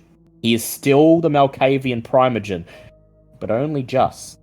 The prince is waiting for him to fail her one more time. And then he's out. And Mitch, you know what will happen next. Hawthorne will make his power play, and he'll have a good chance at succeeding. I asked Tig and Mitch to add a stain, and the reason is thus. Walter Bergman is eventually returned to Pentex with no memory at all of the sheriff ever having fed from him, of anything that went on between him and Karl Crier. But not right away. Chase Giovanni knows that inside Bergman's head is an oil slick worth of information on Pentex, on the Cowie Bay platform project, on the mysterious mineral known as Infernium. And Walter Bergman spends the next month subjected to constant, unending mental torture until the Giovanni have extracted every morsel of information within, until nearly his entire personality itself has been torn asunder and tossed to the wind. But the mystery is solved. A Masquerade breach is averted. Val has dirt that she could use against the sheriff if she needs to, and so do the Giovanni. And you can bet they'll be taking advantage of that as soon as they can. The Giovanni reach out to the Ventru, and the sheriff doesn't know exactly who to blame for the Giovanni being able to blackmail him, hold his prestige and status among the cam at ransom. But he has a good idea.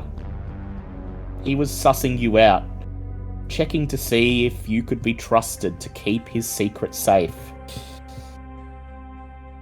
And now he knows that you couldn't.